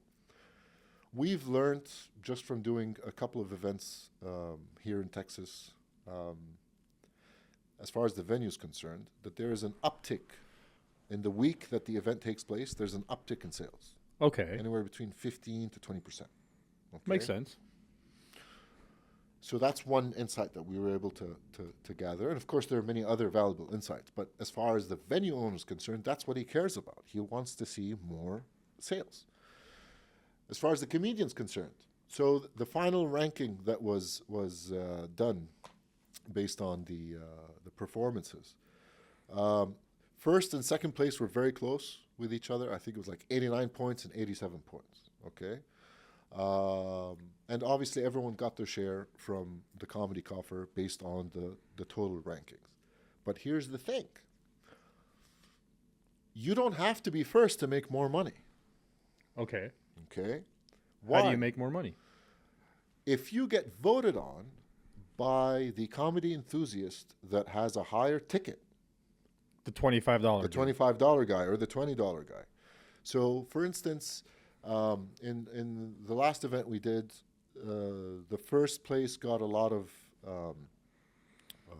ones from people that bought the $15 ticket, but the second place got a lot of votes from people that bought the $20 and $25 ticket. Okay, and last place, like most of his first place votes were people that had the $25 and $20 ticket. Okay, so these are important insights for a comedian, because yes, it's validation to know where you're at, and I understand that lineup plays a big role. If you're up first, you're always performing with a handicap. That's just the nature of the business. You could be the best guy in the world, and you could still kind of bomb or not do that well if you're first. I get it, because the pressure's on you. You're essentially setting that first impression. And of course, unless you're someone who's seasoned, you come in with a bang and boom, you own the crowd, right? But we understand that there are certain, caveats involved in how people perform on any given night. If you go in last as a headliner or you come in first as an opener, yeah, we get it. But right. what we're trying to say is that by empowering the comedy fan, you're creating a reason for comedians to want to know and engage with those fans. And if you look at why the creator economy works, why are some of these creators killing it? And they're not successful in the sense that they have 1 million followers on Instagram or YouTube. They don't need 1 million followers on Instagram and YouTube. They just need 100 to 1,000 happy superfans. You can create a living, okay? 6 digits, all right? If you focus on 100 to 1,000 superfans. Okay. Okay? Okay. So you need to be able to get comedians who struggle with technology, struggle with discipline, struggle because they're creatives, right? Right, So creatives are meant to be chaotic. It's just the way they are. They can have a discipline in how they are chaotic. But like me, I see myself as also a creative type, and I enjoy chaos, but it's organized. My chaos is organized. I give my space where I can go crazy, but there's a discipline in how I do that. Otherwise, I'm all over the place. So in the case of the comedian, you want to be able to create the environment for them to scale, get more reach, increase their earnings, and engage with fans. Because once you engage with fans, and then tomorrow I turn on, some creator features for you, boom, I just gave you yet another way for you to monetize. So we're really looking at the comedian in a way that, look, you deserve, if you're funny, you don't need to wait 5 years to keep proving to the booker at a certain comedy club that you deserve it or not based on the number of years that you've been in the business. If I were a booker, I don't care. I care about, are you funny? Are you not funny? Do you have material I can see that says you're funny? You don't have material that I can see that you're funny, then I saw you once or twice in some place and I decided that on my own. But in Montreal, for instance, I came across a comedian who was such a natural, cracked me up. I could not stop laughing at this guy. After the show, I asked him, how long you been doing this? And he's like, under 2 years. Okay. I'm like, dude, you got it. You have the magic touch in this. And he is now not only a paid regular at certain clubs, but he's vouching for people. He's outperformed and outpaced people that have been doing comedy for 8 to 10 years. Okay? Now, he got lucky because the people that vouched for him just happened to be people with strong network effects. Right. And that's in a place like Montreal, that's a tiny city, okay? Like it's an island. People don't know that about Montreal, but we're an island in a river. Okay. So, we're constrained by the geography. So come and look at a place like Dallas. So metropolitan Dallas is what, 7 million people? 6 to 7 million people, It's the something like that? DFW together, yeah. Yeah, all of it put together. How many comedians? A few hundred at least. At least, okay? I wouldn't say they're all... Part-time, full-time. Yeah, like trying it out. Let's just put it that way. Not Correct. talking about professional comedians that are making a living off of it. That's obviously a very small number. Correct. But comedians that are trying to become comedians, a couple of hundred at least. Exactly. Now back to how we look at the market. We look at it in terms of sense of humor. So how many people in Dallas have a sense of humor? That's a good question. I have no idea. I really don't Million know. people? Don't know. Yeah. Okay. So when you expand the market like that, it goes back to blue ocean thinking. You're trying to create new ways to engage with people. So every one of us has that funny friend that just happens to be a dentist or an accountant or something, boring, right? Sure. We all have that friend. If you were to tell that guy that, oh man, you're so funny, if only there was a way for you to make money out of it. It's like, yeah, well, I don't have the luxury or the time or the energy or the patience to pursue stand-up comedy because that's just a life that lives in the nighttime. Okay, I'm surrounded by a certain profile of people. I'm in a bar pretty much all the time. So you might not be into it. Like me, for instance, I'm the kind of guy that likes to be in bed by 10:30. Okay. But now that we're pursuing this business, I'm realizing it's like, oh no, I need to, suck it up and. You got to be up late. Yeah. I need to be up late because sometimes the person I want to watch starts at 11 o'clock. The funny doesn't happen until it gets late. So there's a lot there. So back to what we're trying to do. The first technology offering that we're doing is for the comedy show producer. Okay. And when we say comedy show producer, anyone that wants to produce a comedy show. You need access to a venue, you need access to a comedic lineup, and you need to be able to promote your show so that the people can come in, buy drinks and food and whatnot. That's it. So we've streamlined that. Okay. Now tomorrow, when the app is out, I want to create my own funnel, right? I want to be able to truly accelerate or shorten the time it takes for a comedian to be discovered, all right? So let's say you come across someone who is an accountant or a dentist, and he does come across a certain contest on the app, participates for shits and giggles. But over and above the money pool that they could win, there's a prize, which is you get to perform in XYZ Comedy Club. Okay? I once tried to do an open mic at one of the comedy clubs in downtown. Okay. And I think my name was like the 27th person. And I signed up 6 days before that day.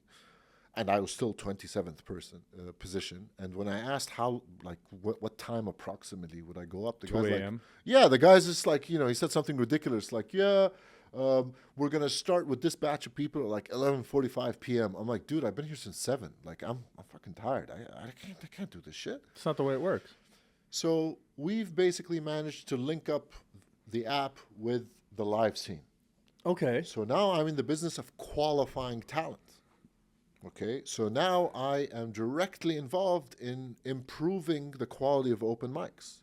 Okay, I'm not saying that people don't deserve to come and do an open mic. Anyone can do it, especially if you're paying for it, which is the case in many comedy hubs around the world. But for us, it's important to give people an avenue to come in, find their funny, be acknowledged for their funny, and reward them with continuing that passion and saying, look, I just put you on the fast track in the comedy career. So that's also something that we're looking at. But all in all, we're looking to gamify humor as a whole. We're building it one tech offering at a time. We're always in a continuous process of learning. When you speak to comics in Austin versus comics in Montreal versus the ones in Boston versus the ones in Los Angeles, they're different animals, but it comes down to the same principles. There's a certain discipline. I need to perform every day. If I want to make it, I need to create the conditions for me to be lucky. Because one day the crowd may be shit, the next 3 days the crowd's going to be awesome. And, having that validation and the content that proves that I am funny, and it goes a long way. And we feel that the timing is perfect. We feel that us being a Texas-based company is perfect because we want to make Texas the comedy tech capital of the world. There's a lot of funny people around the world, and there is no exclusive tech platform for funny, and we want to be that tech platform. And to do that, you need to start at the grassroots level because despite what anyone may say about the comedy industry, it is a humble one. You need to do the work. Oh, yeah, definitely. Like even the greats still pop in to the shitty dive club and do their 5-10 minutes to test material. So yeah, they're working it out. It's fun. It's fun. It's necessary. It's a necessary art, and we're very passionate about it. And as many in this industry and ecosystem that we can support, that's really why we're here. I've met a lot of great comedians in the DFW area. Amazing characters. They're all funny. They're all funny in their own different ways. Of course, there's a lot of shitty comics too. But the reason they might be shitty is because they're not putting in the work. And that's pretty much anywhere else in the world. Yeah. And I think to that, it's a decent place to put a ribbon on this podcast. Yes. What I would say is it's interesting what you guys are doing. And it's going to be interesting to see how this develops and becomes its own thing. And I like the idea that it's starting out with a very specified niche within the comedy industry is the people that want to put on a show. So producer, showrunner, whatever you want to call it, and seeing how that goes, and then opening it up to other Correct. venues and other sources of kind of bringing humor together. So to that, when the app does launch and has a little bit of traction going on, I'd like to do a round 2. We can sit down and Absolutely. talk about Absolutely. We'll talk about different problems I'm facing. Yes. yeah, that's what I'm really thinking about is a future episode where we can talk about some of the pitfalls, some of the interesting things that have come up that you weren't expecting as the app launches, as the platform gets a little bit bigger and has kind of like a little meat on the bones. Is kind of what I would say. Because right now it's in its infancy where it's beautiful and to see, but I want to see what happens when it becomes a toddler and then, you know, a teenager and then an adult. Kind of like think of it as a child that is just born. It is a child. And, you know, right now it's crying all the time. Yeah, they never stop. And they never stop. And it's, you know, it's shitting all over the place. And, yeah. Well, that's fun. It's bleeding us dry financially. There you go. Welcome to parenthood. It is what it is. But yes, we're very optimistic. We're very, you know, we have a very positive outlook towards the future, and we believe that we're the best people to do the work because we have the necessary skills, we have the necessary mindset, and we have the right perspective. I mean, we're not doing this. Obviously, everyone wants to make money. That's why you're building stuff. But sure. We're truly in it because we are very passionate about humor being a power for good.